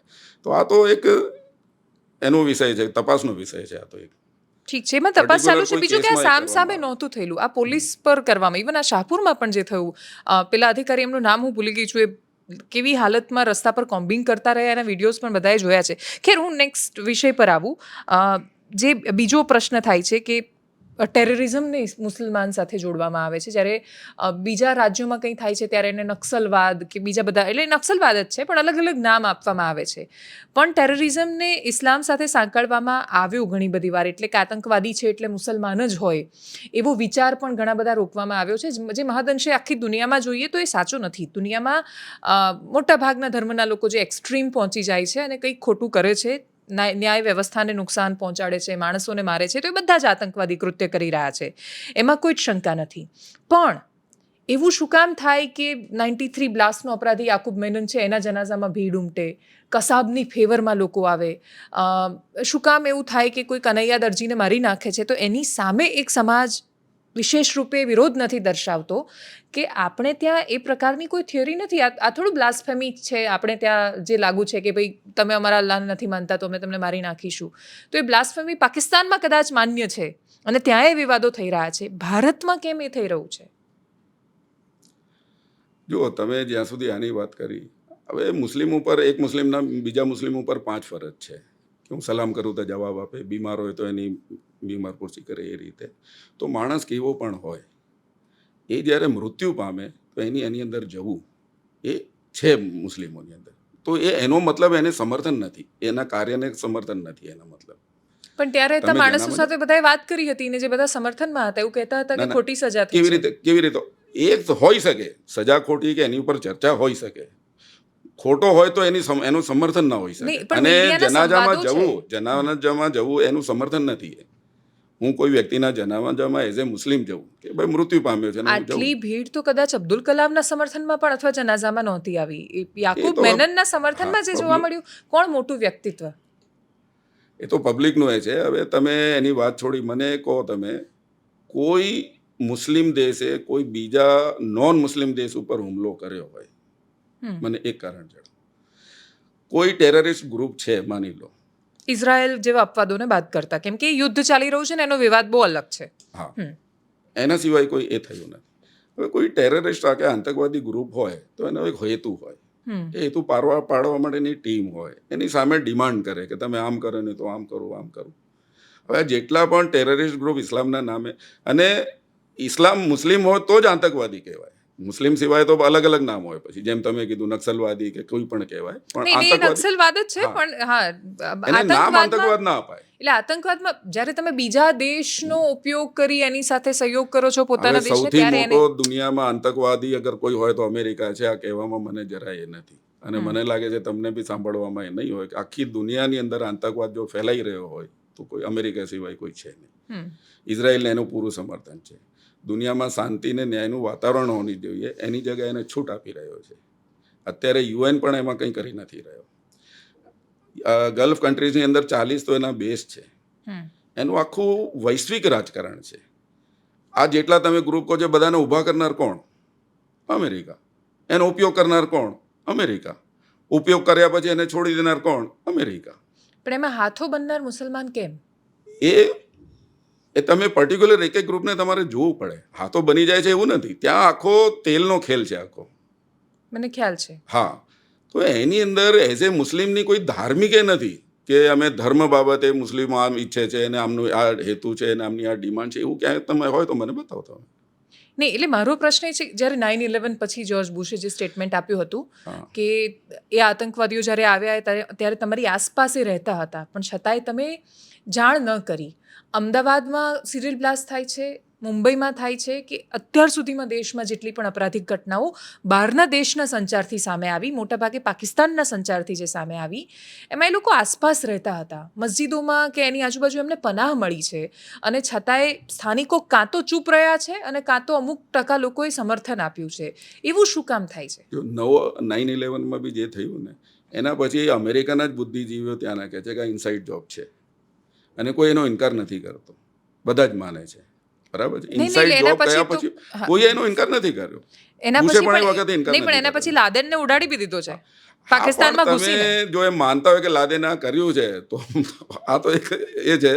મને તમારા ઉપર બી થોડું એ થાય કે આ લાદેન આ કરી શકે ને એણે કર્યું છે, કારણ કે એમણે કીધું છે કે ઇનસાઇડ જોબ છે ને એના પછી અમેરિકાએ જે કર્યું એ હેતુ દર્શાવે છે. એનો હેતુ શું હતો એ દર્શાવે છે. એટલે તમે એવું કહેવા માંગો છો કે ભારતમાં જે સિરિયલ બ્લાસ્ટ કે ના, એટેક એનું થાય નથી, છે એની વાત કરું છું અત્યારે. એમાં કોઈ વ્યક્તિ જો આમાં સંડોવાયેલો હોય આવે તો કંઈ આઈને મુસ્લિમોને કંઈ કહેતો નથી, મુસ્લિમોને કંઈ સમર્થન નથી આપતા. ક્યારે કોઈ મુસ્લિમ આને સમર્થન ના આપી શકે. દાઉદ અમારે કોણ છે? ચર્ચામાં પણ અમારામાં પાકિસ્તાનની કે એની કોઈ વાત નથી હોતી. ભારત સિવાય અમારે ત્યાં અમારી જે સામાન્ય વાતચીતો, અમારી ચર્ચામાં પણ એવી વાતો મુસ્લિમોના આઈ ગ્રુપમાં નો નથી સો આવતી. મેની ઓફિસર્સ કે જે ઇન્ટેલમાં કામ કરે છે, અને જ્યારે આ પ્રકારની કોઈ પણ ઇવન ડ્રગ્સથી લઈને કોઈ પણ ઘટના સામે આવે છે ત્યારે બહારના દેશોની સાથે વાત થાય છે, સંવાદ થાય છે. કચ્છની બોર્ડર પર ક્યારેય એવું સામે નહોતું આવ્યું કે થોડા પૈસાની લાલચમાં કચ્છની બોર્ડર પર રહેતો મુસલમાન, કેમ કે કચ્છના મુસલમાન હિન્દુ કોઈ ફરક જ નથી હોતો, એમને જોઈને તમે કહી જ ના શકો બધા માલધારી છે, એટલા બધા ભળેલા છે. એમના એ 2 છોકરાઓ એ બેરોજગારીનો કે શેનો પ્રતાપ કહો તમે, કે એ પાકિસ્તાન સાથે સંપર્કમાં હતા અને અહીંયાના બેઝની માહિતી પહોંચાડી રહ્યા હતા. આવું ઘણી બધી જગ્યાએ થઈ રહ્યું છે કે તમે જ્યારે દેશમાં અસહમતિ છે, દેશમાં ઘણું બધું થઈ શકે છે, બીજા દેશના વ્યક્તિઓ સાથે સંપર્ક કરીને માહિતી પહોંચાડો છો ત્યારે ડિઝાસ્ટર સાબિત તમે થાય છે. કેટલીક વ્યક્તિના કૃત્યને તમે આખી કોમ સાથે ના ના, જોડી એટલે હું શકો. તમને એ જ અને પ્રશ્ન પૂછી એમાં રહી ઘણા છું. બધા નોન મુસ્લિમ પણ છે એની અંદર, Yes, એવું નથી કે નથી. હા, એટલે હું તમને એ જ પ્રશ્ન પૂછી રહી છું. એ તો થઈ શકે છે, થોડાક લોકો એમાં ઇન્વોલ્વ હોઈ શકે, પણ એ આખા કોમ માટે એ કોમ એના માટે જવાબદાર નથી. નહીં, હા, ના, હું એ ઘણા જ બધા કહું હિન્દુઓ છું. છે, લેકિન એના ઉપર ક્યારેય ચર્ચા નથી થતી કે ભાઈ આ હિન્દુ લોકો પણ આની અંદર એ જોવા મળ્યા છે આની અંદર. નહીં, આઈ થિંક થાય છે ચર્ચા. મને એવું લાગે છે કે કદાચ સરખામણી ઓછી થતી હશે પણ ચર્ચા થાય છે. હું તો એટલું કહેવા માંગુ છું કે આતંકવાદથી મુસ્લિમ કોમ્યુનિટીને કોઈ ફાયદો નથી. Exactly. નુકસાનમાં નુકસાન છે. અમે એનું ક્યારેય પણ સમર્થન ન કરી શકીએ. કુરાન પણ એનું ક્યારેય સમર્થન ન કરી શકે. હમ. અમને એનો શું ફાયદો છે? અમને કેમ કરીએ? અમે શું ફાયદો છે અમને? કેમ કે આઈ થિંક કુરાનમાં જ લખ્યું છે કે તમે જે દેશમાં રહો છો એને તમારે વફાદાર રહેવાનું છે. हम जैसे वफादार कम ही निकलेंगे, जमी को खोदो तो भी हम ही निकलेंगे. અમે તો મૃત્યુ પછી પણ અહીંથી જતા નથી, અંદર જ રહીએ છીએ જમીનમાં. બાય ચોઈસ અમે લોકો ભારતવાસી છીએ. હમ. અને એ કઈ રીત રિવાજો અથવા જે આપણે જે વાત કરી કે મિસઅન્ડરસ્ટેન્ડિંગ્સ, તમને એવું લાગે છે કે જે ભારતીય હિન્દુ ને મુસલમાન માટે છે, આપણે ઘણા બધા વિષય પર વાત કરી, ટેરરિઝમથી લઈને છેક સુધી, એવો બીજો એક વિષય મને એવું લાગે છે કે જે સાવ મિસઅન્ડરસ્ટેન્ડિંગ નથી. ઘણા બધા એની મોડસ ઓપરેન્ડી અને લોકો ઝડપાયા, અને એ છે લવ જિહાદને લઈને. તમે કોઈને પ્રેમ કરો, ખુલીને પ્રેમ કરો, નામ છુપાવીને પ્રેમ કેમ કરવાનો, અને પછી એ છોકરીને પ્રતાડિત કરવાની, એવું શું કામ? પાછલા ઇલેક્શનમાં વોટ જેહાદ કર્યું. ઇલેક્શન કમિશન એમ કહે છે કે ભારતીય નાગરિકોએ વધારેમાં વધારે વોટ કરવા જોઈએ. જો મુસ્લિમો 100% વોટ કરે તો વોટ જેહાદ કહેવાય? નહીં, ઓબ્વિયસલી નહીં. હા, દરેક વસ્તુને જેહાદ સાથે જોડીને એને મોટું બનાવવામાં આવે છે. હા, એ તો ઇવન એ મીડિયાનું લેન્ડ જિહાદ ને વોટ જિહાદ ને બધા એ ખબર નહીં નામ કાઢ્યા. છુપાવે એને મેળવવા માટે જે પણ કરી શકતો હોય, કહેવાય છે ને જંગ ઓર પ્યાર મેં સબ જાયઝ છે. એના માટે પેલો વ્યક્તિ વ્યક્તિગત રીતે કંઈ પણ કરી શકતો હોય. કોમ્યુનિટી એને સમર્થન નથી આપતી. હા, એટલે એ પ્રશ્ન છે નથી મારો. આપતી કોમ્યુનિટી એને સમર્થન. એ કોમ્યુનિટી પાસે આવતો નથી, પૂછતો નથી. અમે કોઈ એને સમર્થન નથી આપતા. અને મુસ્લિમોમાં તો એ છે કે ભાઈ અમે એક ખુદાને માનીએ છીએ. હવે એ એવી સ્ત્રીને પસંદ કરે જે એક સ્ત્રી એ ખુદાને માનતો હોય તો એમનો ઘર સંસાર સારી રીતે ચાલી શકે એના માટે. એ પણ એનો પ્રોબ્લેમ છે. પણ હવે એને જો ખરેખર લવ હોય ને એના માટે બધું કરીશું, પણ તમે એની સાથે લવ જેહાદની જે સાંકળો છે ને, એ તો રાજનાથસિંહ કહી ગયા છે કે આ ખોટું છે, નથી એમાં. આખો મુસ્લિમ સમાજ ઇન્વોલ્વ નથી, આ લવ જેહાદ નથી, રાજનાથસિંહ કહી ગયા છે. પણ એવા છોકરાઓ કેમ વધી રહ્યા છે કે જે પોતાનું નામ બદલીને છોકરીને ફસાવી રહ્યા છે? હવે એમાં તો એવું છે કે ઘરમાં કામ કરવું હોય, કામ ન મળતું હોય ને, આ બી એક વાસ્તવિકતા છે કે લેબર વર્ક કે ઘરમાં કામ ન મળતું હોય તો પણ નામ છુપાવીને લોકો કામ મેળવી રહ્યા છે. અને એ કામ કેમ નથી મળતું, એ ભરોસો નથી. હા, નહીં મળે, કામ નહીં મળે કે આ વસ્તુ નહીં થાય એના હિસાબે. આજે મારે નારાયણપુરા કે ત્યાં રહેવું હોય, નવરંગપુરા, મને મકાન ના મળે. બોપલમાં રહેવું, અહીંયા કંઈ ઓફિસ લેવી હોય તો મને ના પણ મળે. કેમ નથી મળતું? કેમ કે પોળના અનુભવ લોકોના સારા નથી રહ્યા. હવે તમે એક અનુભવના કારણે બધાને જે કરી દો તો હું ઘણા બધા નોન મુસ્લિમના પણ ઉદાહરણ આપું તો શું આખી કોમ એવી થઈ જાય એના માટે? બધા સાથે એવો વ્યવહાર અને બીજું કે ઘર ના મળવું, કેમ કે ઇવન જૈન સોસાયટીમાં મારે લેવું હશે તો મને એક તો નહીં વસ્તુ મળે. જવા દો, એટલે હું એ જ કહું છું વ્યક્તિને કેરેક્ટર સર્ટિફિકેટ પણ આપી દે કે આ વ્યક્તિ બહુ જ સારી છે, સમાજની પ્રતિષ્ઠિત વ્યક્તિ છે, તો પણ ના મળે. એટલે જ કહું છું કે જૈન સોસાયટીમાં મારે ઘર લેવું હશે તો મને નહીં મળે. અને મુસ્લિમો પણ બહુ દૂરની વાત છે, દલિત અને આદિવાસીઓને નથી મળતા. ઓબીસીઝ ને પણ ઘણા બધા ઓબીસીઝ ને પણ નથી ઘણી બધી વસ્તુઓ મળતું. છે. રબારી ભરવાડ સમાજને પણ નથી મળતું. એટલે એટલે હું એ જ કહેવા માંગુ છું કે હ્યુમન રાઇટ્સ કે પછી એટ્રોસિટીઝ એ ખાલી મુસલમાનની સમસ્યા નથી, એ બહુ વિશાળ વર્ગની સમસ્યા છે ને આપણે સાથે મળીને એનું નિરાકરણ લાવવાનું છે. વાત ખરી છે, પણ જ્યારે પર્સન્ટેજ બહુ જ વધી જાય ને ત્યારે મનમાં એવું લાગવા લાગે, શંકા થાય, એવું થાય કે અમારી સાથે વધારે ઓરમાયું વર્તન થઈ રહ્યું છે. એ લાગે, નેચરલ છે. હું જે કાંઈ ફીલ કરું છું એ જો મારી જગ્યાએ તમે ફીલ કરો ને તો તમે મારાથી વધારે ફીલ કરશો. તમારી ઓફિસમાં પહેલાં અમે મળવા માટે આવ્યા, બીજા કોઈ સામાન્ય મુસ્લિમો કલ્પના પણ નથી કરી શકતા.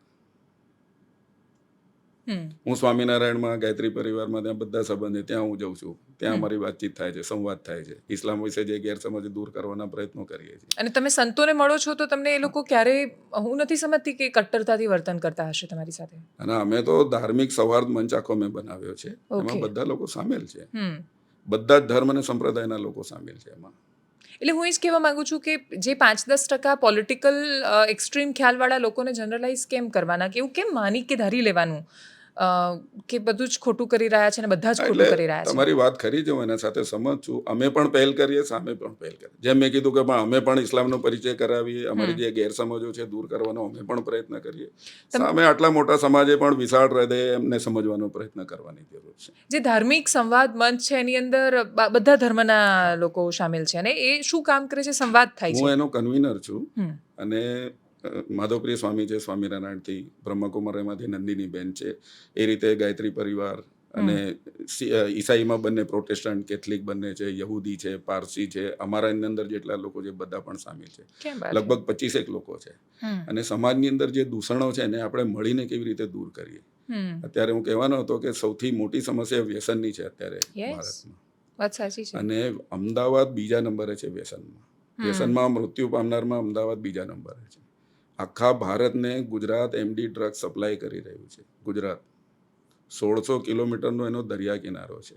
આટલા લાખો કરોડના જે એમડી ડ્રગ્સ પકડાઈ રહ્યા છે એની કોઈ વસ્તુ બહાર નથી આવતી. ખાલી પકડાયું છે, એના સિવાય આનું આખું નેટવર્ક, કોણ છે આનો કરતા ધરતા, ક્યાં પહોંચાડવાનું, એ કંઈ જ નથી આવતું. કંઈ જ બહાર નથી આવતું.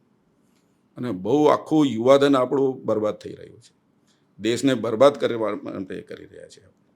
આ ડ્રગ્સ ઉપર તો ખરેખર બહુ ગંભીરતાપૂર્વક કામ કરવાની જરૂર છે. સુરતમાં એક છબકલું થયું તો ગૃહમંત્રી હર્ષ સંઘવીએ તો તરત કહી દીધું કે સવારના સૂરજ નીકળે પહેલાં હું આ કરી લઈશ. આ તો બહુ મોટી સમસ્યાઓ છે અને કોમન સમસ્યાઓ છે અને બધા માટે છે. એના ઉપર કામ કરવાની જરૂર છે. બીજી એક સમસ્યા તમે જ્યારે શરૂઆતમાં વાત કરી કે એક ભારતમાં અનેક ભારત દેખાય છે, કેમ કે વિસ્તારો બહુ અલગ થઈ ગયા છે. બીજું પણ એ દેખાય છે કે હું જુહાપુરામાં જાઉં તો મને ખબર પડે કે કોઈ જ માથા પર હેલ્મેટ નથી પહેરતું અને પોલીસ રોકવાની હિંમતે નથી કરતી. ગમે ત્યાંથી ગાડી આમથી તેમ જાય, કોઈ જ કાયદો વ્યવસ્થા નહીં, કોઈ જ નીતિ નિયમ નહીં, કશું જ પાલન નહીં. અને એ હેલ્મેટ ન પહેરવું એને પ્રાઇડની જેમ રજૂ કરે છે કે મિયાભાઈની ગાડી છે, કોઈ પકડીને બતાવે. એવું કેમ થાય છે? આ થોડું કંઈ પ્રાઉડ લેવાની મેટર છે. અચ્છા, એ પેલો ખાલી જુહાપુરામાં જ ફરે છે? બહાર બી જતો હશે?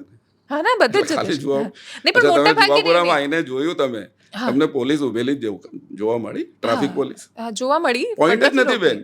જુહાપુરામાં અહીંયાથી અમારે જુહાપુરા મેન છે ત્યાંથી લઈને સરખેજ સુધી સિગ્નલ નથી, પોલીસ ઊભા રહેતા નથી. એવું કેમ છે? આમ તો કહેવા જઈએ તો ઘણા બધા પ્રોબ્લેમ છે. સરખેજથી જુહાપુરા સુધી, એપીએમસી માર્કેટ સુધી 6 થી 7 લાખ લોકો રહે છે. એક બગીચો નથી, ગાર્ડન નથી પબ્લિક, એક હેલ્થ ક્લબ નથી, એક સ્વિમિંગ પુલ નથી, જાહેર કોઈ જ વસ્તુ નથી. છેવટે કહું તમને એક શૌચાલય સુધી ના આપી દો મને આખા એપીએમસીથી લઈને સરખેજ સુધી.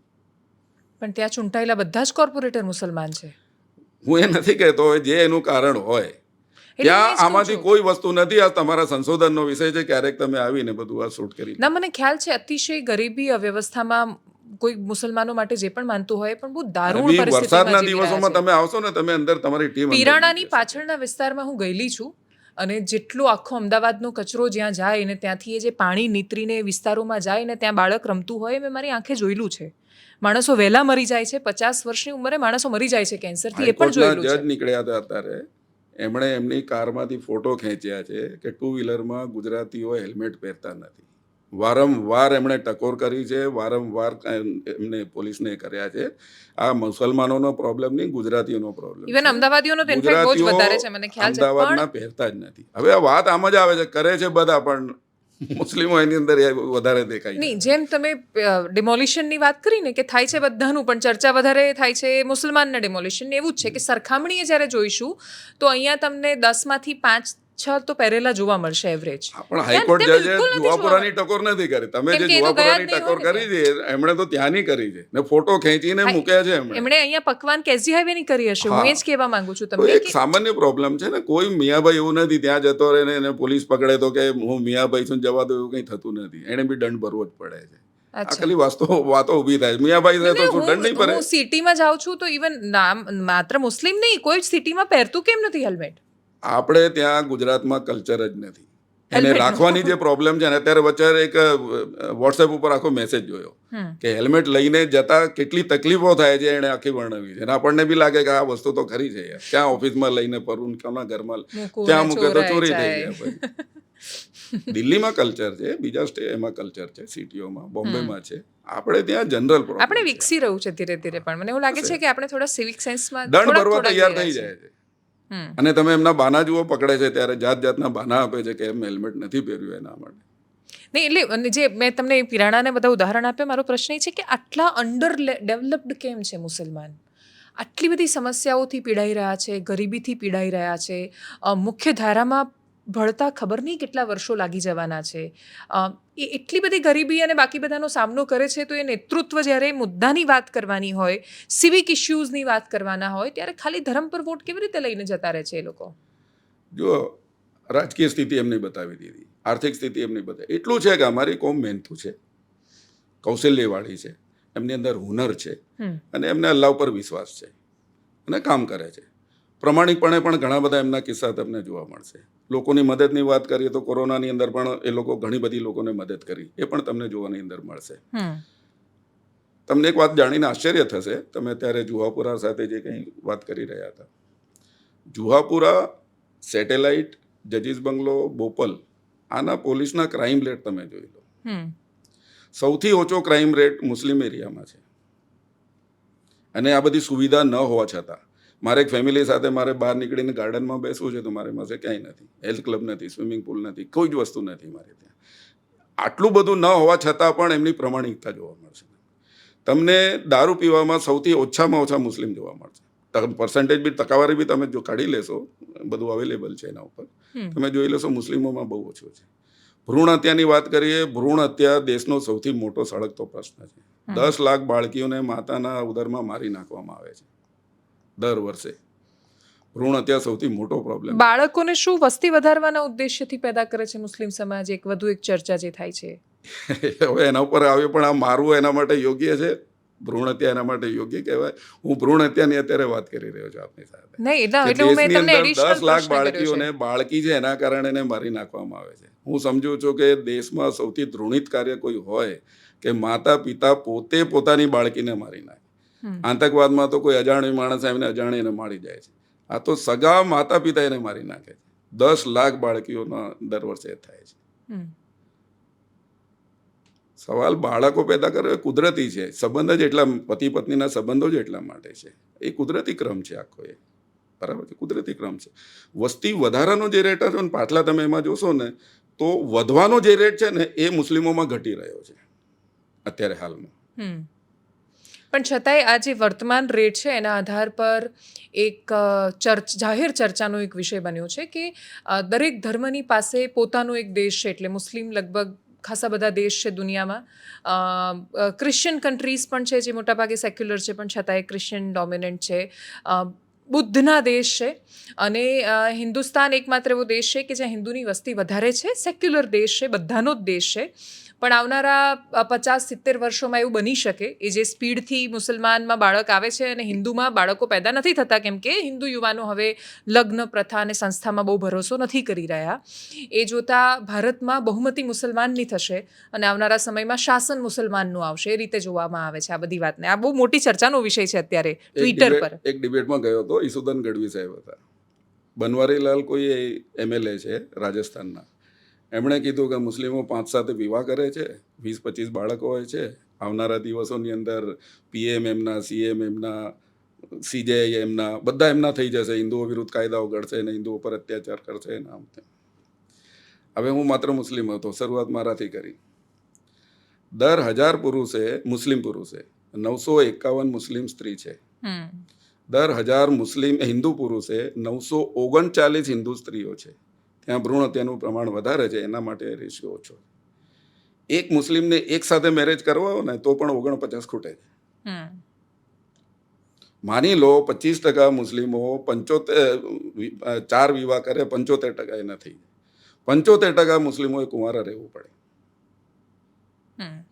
મુસ્લિમોનું જ્યારે શાસન હતું ત્યારે અંગ્રેજોએ સર્વે કરાવ્યો હતો કે મુસ્લિમોનું સૌથી પહેલા સેન્સેક્સ અંગ્રેજોએ કરાવ્યું કે મુસ્લિમોની ત્યારે જે સંખ્યા હતી 24% હતી અને ત્યારે 72% હિન્દુ હતા, બાકી બધા અન્ય હતા. આજે મુસ્લિમો 15% છે. એ 1000ની 10,000 વર્ષ ગણશો ને તો પણ એ શક્ય નથી. જે વસ્તુ નિરર્થક છે એની ઉપર ચર્ચાઓ થાય છે. 1 થી 2 કરવી હોય તો નથી, 4 વિવાહ કેવી રીતે થાય? એમાં 49 ખૂટે છે એને. આ હંબક વસ્તુઓ છે બધી, આવું ક્યાંય થતું નથી. બહુપત્નીત્વ તો છે ને, પણ છતાં હજી પણ સમાજનો એકાદ હિસ્સો એવો છે કે જેને એકથી વધારે પત્ની છે. ઇસ્લામમાં છે. હા, ઇસ્લામે એની કેટલાક વિશેષ સંજોગોમાં છૂટ આપી છે, અનિવાર્ય નથી. હું મુસ્લિમ છું એટલે મારે 4 પત્ની હોવી જ જોઈએ એવું નથી. 1 પત્ની છે તો હું 25% મુસલમાન, 2 હોય તો 50% મુસલમાન, 3 હોય તો 75% અને 4 હોય તો 100% મુસલમાન, એવી ગણતરી નથી. મારા જુવાપુરામાં, મારા ટચમાં જેટલા લોકો છે એમાં એક માણસ પાસે બીજી પત્ની છે, એ પણ એનો હસબન્ડ ગુજરી ગયો ત્યારે. તો આ વિશેષ સંજોગોમાં છૂટ છે. ભારત સિવાય દુનિયાની અંદર સ્ત્રીઓનું પ્રમાણ વધારે છે, પુરુષોનું ઓછું છે. ભારત સિવાય. ભારતમાં ભ્રૂણ હત્યાના કારણે અહીંયા સ્ત્રીઓનું પ્રમાણ ઓછું છે. સ્ત્રીઓની ઉપર જે અત્યાચાર થઈ રહ્યો છે એનું સૌથી મોટું કારણ એ છે કે સ્ત્રીઓ ઓછી થઈ ગઈ છે. એના કારણે આ મહિલાઓ પર જે અત્યાચારો, દુષ્કૃત્યો થઈ રહ્યા છે ભારતની અંદર, એનું સૌથી મોટું કારણ આ છે કે એમનું જે પ્રમાણ છે ને એ પ્રમાણ ઘટી ગયું છે એમનું. તો એ પ્રમાણ જ્યાં સુધી એ નહીં થાય ત્યાં સુધી. હવે કુરાન એકમાત્ર એવો ધર્મગ્રંથ છે કે જે કહે છે કે તમારે એક પત્ની કરવી જોઈએ. જો તમે ન્યાય કરી શકતા હો અને જરૂરિયાત હોય તો પછી એ કેમ, શું જરૂરિયાત હોઈ શકે એમાં દર્શાવવામાં આવ્યું કે 1થી વધારે પત્ની તમે ક્યારે કરી શકો એ જણાવવામાં આવ્યું છે. હવે હિન્દુઓની અંદર પણ ધર્મગ્રંથમાં નથી, પણ 1954નો જે હિન્દુ મેરેજ એક્ટ છે એની અંદર નક્કી થઈ જાય કે ભાઈ એક પત્ની એમ કરવામાં આવશે. બહુ એવામાં એવું છે કે માની લો કોઈનો પતિ ગુજરી જાય કે એને છૂટાછેડા કે તલાક થાય, એવા સમયે શું કરે? એવો જ જો કોઈ મળી જાય કે જેની પત્ની ગુજરી ગઈ હોય તો એ લોકોને થઈ શકે. હવે એના પાસે 3 એ છે કે આજીવન કુંવારી રહે, અથવા કોઈની અથવા ખોટા માર્ગે જતી રહે, અથવા કોઈની બીજી પત્ની જમી જાય. ઇસ્લામ એને પત્નીનો દરજ્જો આપીને રાખવાની વાત કરે છે, એને સ્ટેટસ આપે છે. આપણે જોઈએ અમેરિકાની અંદર એક પત્નીત્વ છે પણ એના સંબંધો અનેક સાથે છે, જેનાથી આખો સમાજ ખરાબ થઈ ગયો છે. ઇસ્લામ સમાજ જે વૈવાહિક અનૈતિક સંબંધ છે એની મનાઈ કરે છે ઇસ્લામ. એની જગ્યાએ તો તમારે જરૂરિયાત હોય તો તમે બીજાને પત્નીની તેમ તમે લાવો. અને પત્ની માટે પણ સારી, જે એવી પત્ની હોય જેનો એટલે વિધવા હોય એના માટે પણ સારું છે કે એને બીજો એક, એને પતિ મળી જાય, ઘર મળી જાય, સુરક્ષા મળી જાય, એના બાળકોના એ થઈ જાય એના. અને એ જ કારણ છે કે અમારો સમાજ આટલો ગરીબ હોવા છતાં અમારે ત્યાં એક પણ વિધવાશ્રમ જોવા નહીં મળે, વૃદ્ધાશ્રમ જોવા નહીં મળે અમારે. એનું કારણ એ છે અમારે ત્યાં બધું મેન્ટેન થઈ જાય છે. એની સામે તમે વિધવાશ્રમ જુઓ, કેટલા બધા ફૂલ્યા ફાલ્યા છે. વૃદ્ધાશ્રમ જુઓ, લોકો પોતાના મા બાપને ત્યાં મૂકી આવે છે, બહુ જ વધારે છે. સ્વામિનારાયણના સંતોના તમે કેસેટ સાંભળો, એમણે કેટલી એ વાત કરી છે. તો અમારો સમાજ આને આખી વસ્તુ આ બધી વસ્તુને મેન્ટેન કરી લે છે. તો બહુપત્નીત્વ એ આશીર્વાદરૂપ સાબિત થાય છે જો એનો તમે ખરો ઉપયોગ કરો તો. હમ, હવે જેને ખોટો ઉપયોગ કરવો છે એ તો કરતો જ નથી. હમ, હમ. એને જરૂર શું છે? જેણે ખોટા કામ માટે જો એને એ કરવું હોય તો એના માટે તો ઘણા રસ્તા છે. એને બીજી પત્ની કરવાની જરૂર જ નથી પડતી એને. જમાતે હિન્દ શું કામ કરે છે? જમાતે ઇસ્લામી હિન્દ તો એક રાષ્ટ્રીય લેવલે ધાર્મિક અને સામાજિક સંગઠન છે. હમ, અમારું એમ માનવું છે કે મુસ્લિમો એ અમારામાં એક મોટો પ્રોબ્લેમ છે કે દરેક ઘરમાં કુરાન તો છે. હમ. કુરાન લોકો વાંચે પણ છે. દીકરીને મેરેજમાં સૌથી પહેલા કુરાન આપવામાં આવે છે. ઓકે. પણ કુરાનને સમજીને નથી વાંચતા. હમ, હમ, સૌથી મોટો જે ભારતમાં પ્રશ્ન છે ને એ છે હમ. કે એને સમજતા નથી, વાંચી લે છે. બહુ ઓછા લોકો, પર્સન્ટેજ વાઇઝ બહુ ઓછા લોકો, 95% લોકો સમજીને વાંચતા નહીં હોય. અમે એમને એમ કહીએ છીએ કે તમે કુરાનને અને પૈગંબર સાહેબના જીવનને જુઓ, સમજો અને એ મુજબ આચરણ કરો. એના વિરુદ્ધમાં તમારું કોઈ આચરણ ન હોવું જોઈએ. અને એમને કહીએ છીએ કે આટલા વિશાળ જનસંખ્યામાં બીજા સમુદાયના લોકો રહે છે તો તમે ઇસ્લામનો એમને પરિચય કરાવો. ઇસ્લામની જે ગેરસમજો છે એમની તરફ દૂર કરો. સમાજની અંદર ઘણા બધા, અમારો એક જનસેવાનો આખો વિભાગ છે. પૈગંબર સાહેબે કીધું કે એ માણસ મુસલમાન નથી, એ માણસ મુસલમાન નથી, એ માણસ મુસલમાન નથી. એમના સાથીઓ પૂછ્યું કોણ? તો કે જે પોતે પેટ ભરીને જમી લે અને એનો પાડોશી ભૂખ્યો રહી જાય તો એ મુસલમાન ન કહેવાય. કીધું કે એમનો પાડોશી એટલે કોણ? તો કે ચારે દિશામાં 40 ઘર તમારા પાડોશી. તો અમારો એક વિભાગ છે જનસેવાનો. એમાં અમે કોઈ નાત જાત ભેદભાવ વગર લોકોની જે જરૂરિયાત છે અમે લોકો પૂરી કરીએ છીએ. અમે લોકોની અંદર અમારો એક મીડિયા વિભાગ પણ છે કે મીડિયામાં દેશની વિરુદ્ધ, સમાજની વિરુદ્ધ, માનવ સમાજની વિરુદ્ધ જે કંઈ બી થઈ રહ્યું છે એની નોટિસ લઈને એમાં શું કરી શકાય આપણે એના માટે અમે લોકો પ્રયત્નશીલ રહીએ છીએ. એક આખો ધાર્મિક વિભાગ પણ છે જેમાં અમે ધાર્મિક સંવાદ મંચની વાત કરી, સદભાવના મંચ છે, સદભાવના મંચની વાત કરી. એક રીફા ચેમ્બર ઓફ કોમર્સ છે, મુસ્લિમ જે બિઝનેસમેન છે એમનું આખું એક સંગઠન છે કે એમના વેપારને કેવી રીતે ડેવલપ થઈ શકે એના માટેના જે પ્રયત્નો હોય એ પ્રયત્ન કરી શકીએ. ઇસ્લામી રિલીફ કમિટી અમારી રજિસ્ટર્ડ NGO છે. એ કુદરત કે માનવ સર્જિત જ્યારે પણ આફત આવે ત્યારે માનવની સેવા કેવી રીતે કરવી, પછી અર્થક્વેક હોય, સાયક્લોન હોય કે 2002ના તોફાન હોય કે એના પછીના જે કંઈ, એમાં બહુ મોટા પાયે અમે લોકો રિલીફ કામ પણ એમાં કરતા હોઈએ છીએ. એન્ટરપ્રિન્યોરશિપ છે, લોકોને રોજગાર કેવી રીતે આપવા, બહેનોને ઘરમાં રોજગાર મળી શકે એના માટે શું પ્રયત્નો થઈ શકે, આ જ બધી વસ્તુ અમે બહેનોમાં પણ સાથે સાથે પેરેલલ કરીએ છીએ. ઓકે. શું તમે એ વાત માનો છો કે સરખામણી જોવા જઈએ તો મુસલમાન યુવાન વધારે કટ્ટર છે ધાર્મિક રીતે? એટલે જેમ કે તમે જેમ વાત કરી પોલિટિકલ ભાગલા થયા કે જિન્નાએ આ કર્યું કે એક્સ્ટ્રીમ રાઇટ વિંગ હતી એ પણ દેશના ભાગલા ઈચ્છતી હતી, પણ એ એક્સ્ટ્રીમ રાઇટ વિંગની સાથે દેશ બહુ જ વર્ષો સુધી જોડાયેલો ન રહ્યો. દેશે એ વખતે પણ જ્યારે આ થઈ રહ્યું હતું ત્યારે દેશના હિન્દુએ એ વાતને સમર્થન નહોતું આપ્યું કે અમારે ભાગલા જોઈએ છે. એની સામે ગાંધી, નહેરુ, મૌલાના આઝાદ, સરદાર પટેલ અને સો ઓન બહુ જ બધા નેતાઓ એવા હતા કે જે એ વાતની વિરુદ્ધ અડગતાથી ઊભા રહ્યા કે નહીં, અમે આ નહીં ચલાવી લઈએ. ગાંધીજીની હત્યા થઈ અને છતાંય એ પોતાના એ વિચાર પર, અને દેશ મોટાભાગનો દેશ પોતાના એ વિચાર પર એના સમર્થનમાં રહ્યો કે અમે દેશના ભાગલા નથી ઈચ્છતા. પણ મુસલમાનોમાં એ કટ્ટરતા વધારે દેખાઈ કે એક ખૂબ મોટો સમુદાય જે આગળ વધ્યો, છૂટો થયો.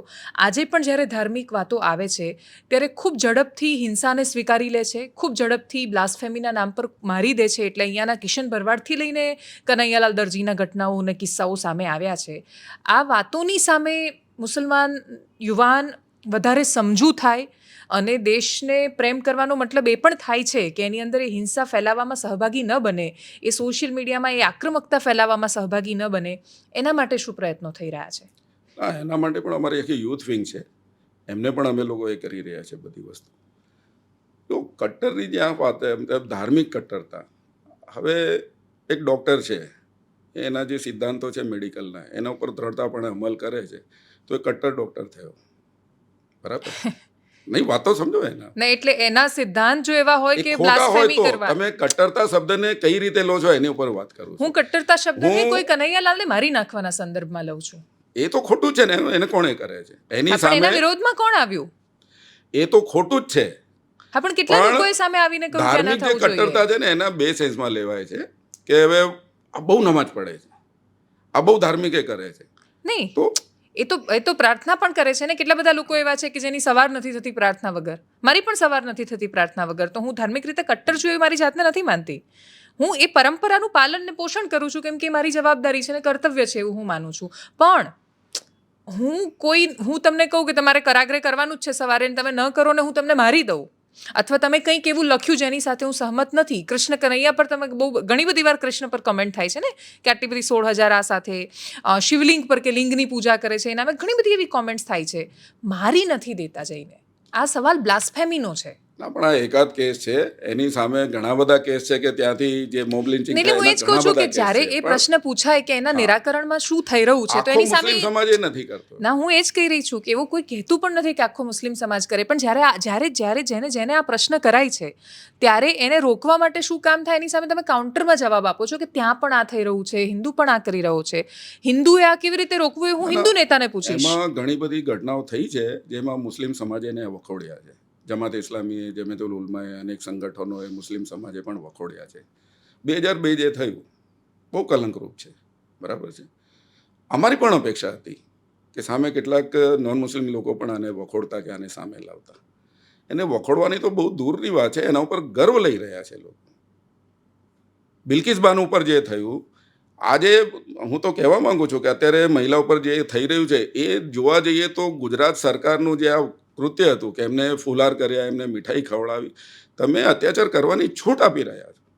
ગુજરાતમાં આજે દર દિવસે 6 બળાત્કાર થઈ રહ્યા છે. પણ કેટલા હિન્દુ એવા હતા કે જેણે એ વાતને વખોડી? મને એવું લાગે છે બહુ જ બધા લોકોએ કહ્યું ના, કે ના, રેપિસ્ટ વખોડી એટલે સામે આવી જોઈએ. હા, અમે સામે પણ આવીને. વખોડી જ છીએ. આ જેટલી ઘટનાઓ બને છે અમારા સમાજમાં અમે વખોડીએ છીએ, પણ કેટલીક વસ્તુઓ તમને માનશો નહીં, અમે આના માટે જ્યારે પણ પેપરમાં કે એમાં આપીએ છીએ ને, અમારી પ્રેસ નોટ સુદ્ધા નથી લેવાતી. એ ગુજરાત ટુડે સિવાય અમારું કોઈ કાર્ય, હું તમે કહો અત્યારે કોઈ સારા ધાર્મિક પ્રોગ્રામ અમે કરીએ, વ્યસન મુક્તિના પ્રોગ્રામ કરીએ, જે પણ કરીએ, બધાને મોકલીએ છીએ અમે. કોઈ છાપતું નથી. અમે એમની મુલાકાત લઈએ છીએ, એમની મુલાકાત લઈને એમને કહીએ છીએ. તો મુસ્લિમના જે પોઝિટિવ પાસા છે મુસ્લિમ સમાજના, એ કોઈ લેવા કે છાપવા તૈયાર નથી. એમની સારી બાબત લોકો સામે લાવવા તૈયાર નથી. અને હું તમને અભિનંદન એટલે જ આપ્યા કે તમે મને બોલાવીને વાતચીત કરવા માટે તમે મને એ કર્યું. કોઈ એના માટે તૈયાર નથી થતું. ડિબેટમાં પણ મુસ્લિમ સાથે રિલેટેડ હોય એવા વિષય ઉપર જ બોલાવે છે. દેશની સમસ્યા ઉપર અમને બોલાવતા જ નથી. વાત જ નથી થતી એના ઉપર. એના માટે બોલાવો, એના માટે વાત કરવા તૈયાર છીએ, તો તમે મેઇન સ્ટ્રીમમાં આવીશું. અમે એની સાથે તમે એને લેતા જ નથી કોઈ વસ્તુમાં સાથે. અમારી ઘણી બધી ફરિયાદો છે આવી.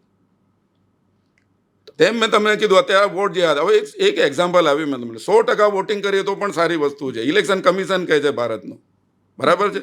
હવે વોટ જેહાદ કેવી રીતે થઈ ગયું? મુસ્લિમો વોટ જેહાદ કરે છે, લેન્ડ જેહાદ કરે છે. દરેક વસ્તુને જેહાદ સાથે જોડી દેવાની. મીડિયાનો કદાચ વધારે રોલ છે એમાં, મને એવું લાગે છે. અને મીડિયા અને સોશિયલ મીડિયા ઉપર જે કંઈ પરોસાઈ રહ્યું છે બહુ જ ભયજનક છે, બહુ જ ખતરનાક છે.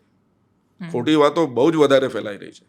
પૈગંબર સાહેબે કીધું કે તમારી પાસે કોઈ વસ્તુ આવે, કોઈ વાત આવે, કોઈ મેસેજ આવે, તમે એની ચકાસણી ના કરો કે આ ખરી છે કે ખોટી છે, અને તમે આગળ મોકલી દો, તો તમારા જૂઠા હોવા માટે એ વસ્તુ પૂરતી છે. હજારોના એનાથી જાન જાય છે. કોઈ સત્ય સ્વીકારવા તૈયાર નથી. પૈગંબર સાહેબે કયા રેફરન્સમાં કહ્યું? કેમ કે એ વખતે તો સોશિયલ મીડિયા નહોતું, એટલે સોશિયલ મીડિયાની મેસેજ કીધું, કોઈ વાત કરી, કોઈ વાત પહોંચે તમારા પાસે, તો તમે સૌથી પહેલા એની ચકાસણી કરો, એ ખરી છે કે ખોટી છે. અરે મહાભારતમાં દુર્યોધન બહુ સારી વાત કરે છે. જાનામી ધર્મમ નચતે પ્રવૃત્તિ. ધર્મ શું છે હું જાણું છું, પણ એનો અંગીકાર નથી કરતો, એનો સ્વીકાર નથી કરતો. જાનામી અધર્મમ નચતે અપ્રવૃત્તિ.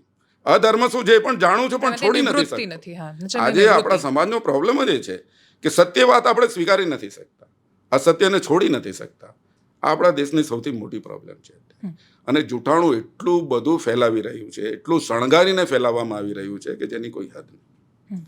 અને સામાન્ય પબ્લિક એને માની જ લે છે. બીજો એક છેલ્લે જે અમુક પ્રશ્નો છે એમાંથી એક સૌથી મોટો પ્રશ્ન એ આવે છે કે હું એવું કહી શકું છું, જો કોઈ જગ્યાએ પેલી ઘીની નદીઓ પગમાં વહે છે, અને એવું રોકીને ટોકી શકું છું કે આ ન થવું જોઈએ અને ન કરવું જોઈએ, પણ એનાથી મને ડર નથી લાગતો એવું કહેતા. પણ જો હું એ માત્ર વાત પણ કરું છું કે મેટા એવું કરી રહ્યું છે કે ટેલ મી અ જોક ઓન ભગવાન કૃષ્ણ કે ભગવાન રામ, તો એ જોક કહે છે, એ જીસસ ક્રાઇસ્ટ પર કહે છે, એ યહૂદી ધર્મગુરુ પર કહે છે, એ જૈન તીર્થકર ઋષભદેવ પર કહે છે. પણ જો હું એને પૂછું છું કે ટેલ મી અ જોક ઓન મોહમ્મદ પૈગંબર, અને એ સોરી કહી દે છે મને, અને પછી નીચે બધા લોકો એવું લખે છે તરત જ એમ કે એમને ડર લાગે છે. એવું શું કામ થાય કે મુસ્લિમ ધાર્મિક રીતિ રિવાજોને જો રિફોર્મના સ્વરૂપને, એટલે ઉદાહરણ તરીકે કોઈ જીવ દયાની વાત કરતું હોય અને એવું કહે કે તમે બલિ ન ચડાવો, તો એનાથી એ કેવી રીતે ધર્મનું અપમાન કરી રહ્યું છે? એ માત્ર પોતાનો એક વિચાર મૂકી રહ્યું છે જેની અંદર એને એવું લાગે છે કે પશુની હત્યા ન થવી જોઈએ, બલિ ન ચડાવવી જોઈએ. એટલે બકરા ઈદના સંદર્ભમાં આપ કહી હા, રહ્યા છો? બકરા ઈદના તો સંદર્ભમાં. માંસાહાર સાથે રિલેટેડ છે? હા જી. જુઓ, સૌથી પહેલી વસ્તુ તો એ છે કે ઇસ્લામમાં કોઈ પણ મુસ્લિમ પ્યોર વેજીટેરિયન હોઈ શકે છે. માંસાહાર કરવો અનિવાર્ય નથી, ફરજિયાત નથી. હું મુસ્લિમ છું તો મારે માંસાહાર કરવો જ જોઈએ એવું નથી. મારી સગી બેન છે, નથી ખાતી, અમારા ઘરે આવે કે પ્રસંગે આવે ત્યારે એના માટે વેજની જ વ્યવસ્થા અમારે કરવી પડે છે. Oh. એક અચ્છા, વિચાર મુસલમાન છે. પણ વેજીટેરિયન હોય? ઓકે. એટલે એ તમને કહેવાનું. હવે આ મુદ્દાને ભાવનાઓ કરતાં વાસ્તવિકતામાં આપણે મૂલવીએ તો વધારે સારું રહેશે, મને એમ લાગે છે. દુનિયામાં કોઈ પણ દેશની અંદર માંસાહાર પર પ્રતિબંધ નથી. ભારતમાં નથી, કોઈ રાજ્યમાં નથી. ગૌહત્યા પર પ્રતિબંધ છે, 8 રાજ્યો સિવાય. સંપૂર્ણ પ્રતિબંધ ક્યાંય નથી. હવે દારૂ તો બહુ જ ખરાબ વસ્તુ છે. આ તો ચલો ભોજનનો હિસ્સો છે. દારૂ બહુ ખરાબ વસ્તુ છે, પણ દિલ્હીમાં, યુપીમાં, જે સ્ટેટોમાં, ગુજરાત સિવાય બધા જ પીવાય છે. હવે કાયદેસર છે તો એના ઉપર કોઈ ચર્ચા જ નથી થતી. કાયદેસર છે, એના ઉપર કોઈ ચર્ચા નથી થતી. માંસાહારને ધર્મ સાથે ન જોડવો જોઈએ. માંસાહાર ભૌગોલિક છે. માણસ જે પરિસ્થિતિમાં રહે છે એ પરિસ્થિતિમાં એનું ભોજનની વ્યવસ્થા હોય છે. જાપાન છે તો કયો ધર્મ અપનાવે છે નથી જોજો, પણ એ ત્યાં માછલીનો એમનો મુખ્ય ખોરાક છે. તો એ બધી વસ્તુ નથી. હવે ખાદ્ય વસ્તુ છે, એવું પણ નથી કે અખાદ્ય વસ્તુ છે, એવું પણ નથી. મેડિકલ પણ કહે છે કે તમે માંસાહાર કરો તો તમને પ્રોટીન કે જે કંઈ મળે છે, મેડિકલ એના પુરાવાઓ આપે છે, એ પણ છે. એના સાથે પણ કંઈ. હવે તમને ખ્યાલ હોવો જોઈએ કે દુનિયાની અંદર 92% માંસાહારી છે. ભારતની અંદર 81% છે. ગુજરાતની અંદર 40% છે. એક માત્ર વાત કરીએ તો નેપાલ, હિન્દુ રાષ્ટ્ર, એની અંદર એક્સ હિન્દુ રાષ્ટ્ર. હા, 92% એની અંદર છે. એની અંદર હવે ભારતમાં 15% મુસ્લિમોને કાઢી નાખો, 66% બધા લોકો છે. જૈન સિવાય બધા જ ધર્મની અંદર અનુમતિ છે માંસાહાર કરવાની. અત્યારે કોઈ ખાય ન ખાય એ જુદી વસ્તુ છે, પણ અત્યારે એ છે. તો આ બધા જ લોકો ખાય છે. પણ પ્રશ્ન મને તકલીફ ત્યારે થાય કે પ્રશ્ન માત્ર મુસલમાનને પૂછવામાં આવે, શંકાની નજરે માત્ર મુસ્લિમને. તમે કોઈ ઈસાઈને, કોઈ શીખને, કોઈ યહૂદીને એ દ્રષ્ટિએ નથી જોતા. આ પ્રશ્ન મારો બલિ સંદર્ભે છે. એ પણ આપું છું. એટલે મૂળ તો માંસાહાર સાથે જોડાય છે. માંસાહાર ક્લિયર થાય એટલે એ વસ્તુ સમજમાં આવશે, ખાલી એ વસ્તુ ક્લિયરમાં નહીં આવે. ચલો તમે એની વાત કરો છો.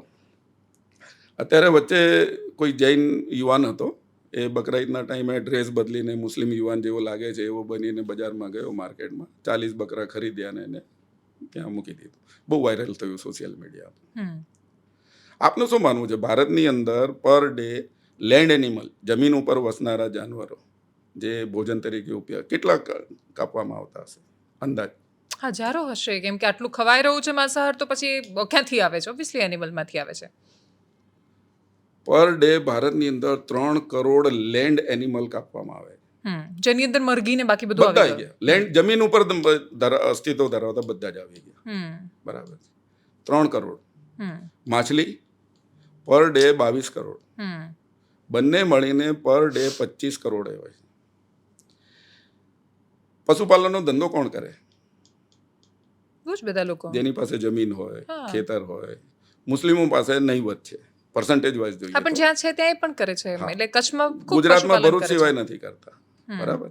ગુજરાતમાં દૂધનો ધંધો ભરૂચમાં થાય છે, કચ્છમાં પણ થાય છે. કચ્છમાં તો બહુ મોટા પાયે થાય છે. હું આખા ભારતમાં વાત કરું તો મને નથી લાગતું કે 5%થી વધારે મુસ્લિમો પશુપાલનમાં હોય. 95% પશુપાલન નોન મુસ્લિમ કરે છે. હવે દૂધ આપતી ગાયને મુસ્લિમ કેમ મારે અને વસુકી ગાયને કોઈ નોન મુસ્લિમ કેમ રાખે? પ્રશ્ન એ નથી. દૂધાળા જાનવર તો કોઈ પણ નહીં કાપે. પ્રશ્ન એ છે કે જ્યારે જાનવર દૂધ આપતું બંધ થાય પછી એને શું કરવું? સૌથી મૂળ પ્રશ્ન એ આવે છે. હવે જે લોકો ગાયોમાં શ્રદ્ધા રાખે છે, એ લોકો પાળતા નથી, ને જે લોકો પાળે છે એમાં એમનો આર્થિક સ્ત્રોત છે માત્ર, એનાથી વધારે કંઈ નથી એમના માટે. શું એવી વ્યવસ્થા ન થઈ શકે હિન્દુ સમાજ દ્વારા, મહાજનો દ્વારા, જૈનો દ્વારા, બ્રાહ્મણો દ્વારા, કે જે વસ્તુ હિન્દુ પશુપાલક વેચવા જાય છે એ તમે મહાજનમાં આપો કે કોઈ એવી વ્યવસ્થા આ મુસ્લિમ સુધી પહોંચે જ નહીં. એ તમારા હાથની વસ્તુ છે, તમે આરામથી કરી શકો છો એને. બીફ એક્સપોર્ટમાં નરેન્દ્ર મોદી સાહેબના આવ્યા પછી આપણે બીજા નંબર ઉપર છીએ. ફર્સ્ટ નંબર ઉપર પહેલા બ્રાઝિલ હતું, આપણે સેકન્ડ હતા, અત્યારે આપણે Bharat first number. And that is Buffalo meet. Buffalo. એની પણ સ્પષ્ટતા આમાં પાર્લામેન્ટમાં આવી કરવામાં ગયું આવી છે. આ પણ આવી ગયું છે, કાઉ પણ આવી ગયું છે એની અંદર, એ પણ સાબિત છે. ભારતના જે 10 મોટા સ્લોટર હાઉસ છે એ સ્લોટર હાઉસ બ્રાહ્મણ અને જૈનના છે. 10 સૌથી મોટા જે છે. મુસ્લિમો તો માત્ર ત્યાં નોકરી કરે છે. એની સામે ક્યારે વિરોધ નથી થતો. જીવ હત્યાની વાત થાય તો મુસ્લિમો જે કંઈ કરે છે એની જ વાત આવે છે. આ પેલા જેવું છે કે ફટાકડા ફોડતી વખતે જે ઘણા બધા હિન્દુ એક્સક્યુઝ આપે છે ને કે તમે ત્યારે નથી વાતાવરણ પ્રદૂષિત થતું જોતા, ત્યારે આ થતું હોય છે, અમારા ફટાકડામાં જ તમને દેખાય છે. સેમ એવા જવાબ તમે આપી રહ્યા છો. ના એમ નથી. તમે વાસ્તવિકતાને પહેલા જુઓ. દરરોજ 25 કરોડ એનિમલ એ થતા હોય ને તમે એક દિવસમાં તે વાંધો ઉઠાવો. પણ એને સેલિબ્રેટ દરરોજ કરાય છે. સેલિબ્રેટ આ ખવાય જ છે ને. એનાથી આગળ વાત કરું તમને કે જીવ હત્યાની તમે વાત કરો છો. 1600 કિલોમીટરનો દરિયા કિનારો આપણી પાસે છે. આખા સૌરાષ્ટ્રમાં 3 ટાઈમ માછલી ખવાય છે. તમે માછલીને જીવ હત્યામાં જ નથી ગણતા જ નથી, એના ઉપર ચર્ચા જ નથી થતી. તમે ક્યારે એના ઉપર લખી શકો, આની ઉપર એક પ્રોગ્રામ કરી શકો કે સૌરાષ્ટ્રમાં બધા જ ધર્મના લોકો મત્સ્ય કરે? કઈ નથી શકતા. ના કરે છે ને બધા. આખી ખારવા કમ્યુનિટી છે, આનું મેઇન બિઝનેસ છે. જ્યાં મુસ્લિમ કનેક્ટેડ હોય ને એ જ વસ્તુ ચર્ચામાં આવે છે, એ જ વસ્તુ પર વાતચીત થાય છે. હવે રહ્યો સવાલ અમારો બકરા ઈદનો. નહીં, મને એવું લાગે છે કે તમે એક ચોક્કસ આવરણ બનાવી દીધું છે કે ખાલી મુસલમાન સાથે જ બધું આ થઈ રહ્યું છે દેશમાં. હું તમને કહી રહ્યો છું કે વર્ષમાં એક વખત કરે આજ છે. દેશમાં 4 રાષ્ટ્રપતિ મુસલમાન રહ્યા છે. આજ દેશમાં એટલા બધા ન્યાયાધીશ રહ્યા છે. આજ દેશમાં આજે પણ આટલા બધા આઈપીએસ અધિકારી છે, ડીજીપી છે. આજ દેશ અબ્દુલ કલામને કોણ નથી માનતું? એટલે મુસલમાનને માત્ર આ દેશમાં બધા બસ નફરત જ કરે છે કે એની સાથે ખરાબ જ થઈ રહ્યું છે, વાત અતિશયોક્તિ છે. હું જે તમને કહેવા માંગુ છું, વર્ષમાં એક વખત એક તહેવાર આવે છે, એ વસ્તુ એના વિશે પણ કહું. એ સિવાય દિવાળી પર કેટલા લેક્ચર મળે છે તમે ના નથી હું જોતા? આની વાત કરું છું, માંસાહાર ઉપર વાત કરું છું. અત્યારે આપણે જે અત્યારે વિષય છે એ વિષય ઉપર અમને તકલીફ ક્યારે થાય છે કે સાલા બધા જ ધર્મની અંદર છૂટ છે, બધા જ ખાય છે, આટલા મોટા પ્રમાણમાં ખાય છે. પ્રશ્ન માત્ર અમારાથી કરવામાં આવે છે, કોઈનાથી પ્રશ્ન નથી કરવામાં. પણ આ પ્રશ્ન દિવાળી પર હિન્દુને પણ થાય છે. અને તમે જુઓ કે જે સેલિબ્રિટીઝ વાત કરું છું, આના મુસ્લિમ સિવાય આ પ્રશ્ન બીજા કોને કરો છો? હા, તો ફટાકડાનો પ્રશ્ન હિન્દુ સિવાય એટલે હું એ જ કહું છું, જ્યાં વધારે પ્રચલનમાં છે ત્યાં થશે આ પ્રશ્ન. ના, એ તો માત્ર તમારું છે. નહીં, આને ખૂબ સ્વાભાવિક રીતે કેમ નથી લેવામાં આવતું કે થાય તો એમાં વાંધો શું છે? હું એ પણ જણાવું તમને. પણ આટલી મોટી પ્રમાણમાં, આટલી મોટી સંખ્યામાં આ બધું થઈ રહ્યું છે એને વાસ્તવિકતા છે. સ્વામી સચ્ચિદાનંદે પુસ્તક લખ્યું છે કે સંપૂર્ણ અહિંસા શક્ય છે, શક્ય જ નથી. બરાબર છે. તમે શાકભાજીને ખાઓ તો બી, ખેતી બી જંતુનાશક એ માર્યા વગર શક્ય જ નથી. દૂધ છે તો માંસનું પ્રવાહી સ્વરૂપ છે. ઘણી બધી દલીલો છે. હમણાં તો અંજીર વેજ કે નોન વેજ એની ચર્ચા ચાલી રહી છે. એના પર બી છે. હવે ઇબ્રાહિમ અલૈહિ સલામનો આખો પ્રસંગ છે કે એમને સ્વપ્ન આવ્યું કે તારી જે સૌથી સારી વસ્તુ એ કુરબાન કર. એમને લાગ્યું કે મારો દીકરો છે એને કરવાનો ના થયું. આ એક આખી સિસ્ટમ છે કે પશુપાલકોના જે પશુઓ છે એને દર વર્ષે એને રિફોર્મ કરવાનું આખું એક એ છે. આ ખાવામાં પ્રોટીન છે જે સામાન્ય ગરીબ લોકોને નથી મળતું આખા વર્ષ દરમિયાન. અમારે ત્યાં જે વસ્તુ અમે લોકો કરીએ છીએ કુરબાની, એના 3 ભાગ પાડીએ છીએ. એક પોતાના માટે, આ કમ્પલસરી છે, પોતાના માટે, પોતાના સગાવાલાઓ માટે અને ગરીબો માટે. આ દિવસમાં એટલું બધું વહેંચાય છે કે ગરીબોની આખા વર્ષની B12ની જે પૂરતી ઉણપ છે ને એ દૂર થઈ જાય છે. એમને આખું પ્રોટીન એટલું બધું મળી જાય છે એમને, અને આ વહેંચાય છે. આમાં જે પૈસા છે ને ઉપરથી નીચેની તરફ જાય છે, પશુપાલકો તરફ જાય છે, મલ્ટીનેશનલ કંપનીઓ સુધી નથી જતું. આ કોઈ પણ રીતે એ વસ્તુ એ નથી, અને આ ઉપયોગી વસ્તુ છે. તમે ન ખાતા હો એ ઠીક છે, પણ આ વસ્તુ આખા વર્લ્ડની અંદર, આખા બધા એની અંદર થઈ રહી છે. એક એ પણ વસ્તુ કહેવામાં આવે છે કે ભાઈ જેવું અન્ન તેવું મન. આ લોકોના મગજ એટલે આવા થઈ જાય છે, આ લોકો એટલે ક્રૂર હોય છે. આ બધી વસ્તુઓ ત્યાંથી લઈને પછી આવે છે. જુઓ, જેવું અન્ન તેવું મન નથી હોતું. કેમ કે લોહીથી ડર નથી લાગતો મુસલમાનને, એ વાત સાચી? હું કહું છું આટલા બધા ગઢી માઈ નેપાલમાં તહેવાર છે, આખું મોટું ક્રિકેટ મેદાન હોય ને એવું છે, 5 લાખ એ લોકો, હું તમને વિડીયો મોકલીશ મને તમને. ખ્યાલ છે, હા. અને બધા હિન્દુઓ છે. હા, ખ્યાલ છે મને. ઇવન બંગાળમાં કાલી પૂજા દરમિયાન બલિ અપાય છે, ઘણા બધા આદિવાસી વિસ્તારોમાં બલિ અપાય છે. પ્રશ્ન એનો નથી, બલિ પ્રથાની સામે બધે જ પ્રશ્ન થાય છે. એટલે ખાલી અહીંયા નહીં, એમ ત્યાં કોઈ દેખાય બદલી દેખતા પોલીસ પકડી લે છે, બલિ આપતા એમાં દેખાય પણ તો. મુસ્લિમો જે કાયદેસર જે છૂટ આપવામાં આવી છે એ જ કરે છે, કોઈ ગેરકાયદેસર કૃત્ય નથી કરતા. બકરા ઈદની અંદર મુસ્લિમોને મને એવું લાગે છે કે જેને અનુકંપા આવવાની છે એને તો આવશે. પછી તમે એને ગમે તે રીતે જોશો, કેમ કે એ કલ્પના જે નથી કરી શકતું, એ દિવસના કેટલા 25 કરોડ કયા ને તમે, હા, તો એ દિવસના 25 કરોડ માટે પણ આવશે અને બકરી માટે પણ આવશે જ એને. અને એટલે જો એ વ્યક્ત કરે છે પોતાની જાતને, તો એનો મતલબ કે એ ઇસ્લામની સામે પડી ગયું છે, એ રીતે એને ન જોવું જોઈએ. અમે એ રીતે નથી જોતા, પણ હવે 81% ભારતની અંદર નોન વેજીટેરિયન છે. 81% લોકોને વાંધો નથી, આમ 19% લોકોને વાંધો છે. એ 19%માં તમે આવી ગયા. એટલે મને તો બહુ જ આમ વિચાર આવે કે આટલા બધા જાનવર હું એ મરી જ કહું છું રહ્યા, કે અને મને ખ્યાલ છે કે આ પ્રેક્ટિકલ તમે નથી. ઇમોશનથી, તમારી ભાવનાથી વસ્તુને જુઓ છો. ના, હું એટલે વાસ્તવિકતાથી કહું છું કે તમે એને વાસ્તવિક રીતે નહીં, યુ આર રાઈટ, હું માનું છું વાસ્તવિક કે રીતે એ બોલો શક્ય જ તમે. નથી કે નોનવેજ વગરની દુનિયા હશે, પણ છતાંય જે હવે ચલો, વ્યક્તિ ભારતમાં 81% છે. મને પૂછવામાં આવ્યું, સાધુ વાસવાનીનું 22 નવેમ્બરે આવે છે, વર્લ્ડ મીટલેસ ડે આવે છે. ઓકે. એમની એક કલ્પના કરી છે કે માંસાહાર મુક્ત વિશ્વ હોવું જોઈએ. એ ચર્ચામાં મને બોલાવ્યા. ચર્ચામાં મને કીધું કે તમે સંદેશ આપો. મેં કીધું દુનિયામાં 230 દેશ છે, એક દેશ પ્યોર વેજીટેરિયન હોય તો મને બતાવો. કોઈ એક દેશનું કોઈ એક રાજ્ય પ્યોર વેજીટેરિયન છે, એનું કોઈ એક શહેર પ્યોર વેજીટેરિયન છે, એનું એક ડિસ્ટ્રિક્ટ પ્યોર વેજીટેરિયન છે. આ વસ્તુ શક્ય જ નથી. સ્વામી સચ્ચિદાનંદે લખ્યું છે કે એના બધાએ લખ્યું છે. થઈ જ ના શકે. ગાંધી બાપુએ પણ યુવાન અવસ્થામાં માંસાહાર ખાયું ને પછી જે એમને લાગ્યું વસ્તુ હતું કે શક્ય જ ભ્રષ્ટ નથી થયું એને છે. તમે એમ કરો. આપણા પોલીસમાં, ફોજમાં, સ્પોર્ટ્સમેન જેટલા છે બધા જ ખાય છે. ઓલમોસ્ટ, હા, બધા જ ઓલમોસ્ટ કરતા બધા જ ખાય ઓલમોસ્ટ, હા. છે. એટલે ગણ્યા ગાંઠ્યા એમને એ નથી. આપણે પર્સન્ટેજ વાઇઝ જોઈએ તો લગભગ બધા ખાય છે. કહેવામાં આવે જેવું અન્ન તેવું મન. તમારા અન્નનો સંબંધ તમારા મન સાથે નહીં, તમારા તન સાથે છે. કે તમારો જે ખોરાક હોય તમારા તન ઉપર અસર કરે. ડૉક્ટર કે તમારા શરીરમાં આ ઉણપ છે, તમારે આ વસ્તુ ખાવી જોઈએ. એ વિચારો સાથે નથી.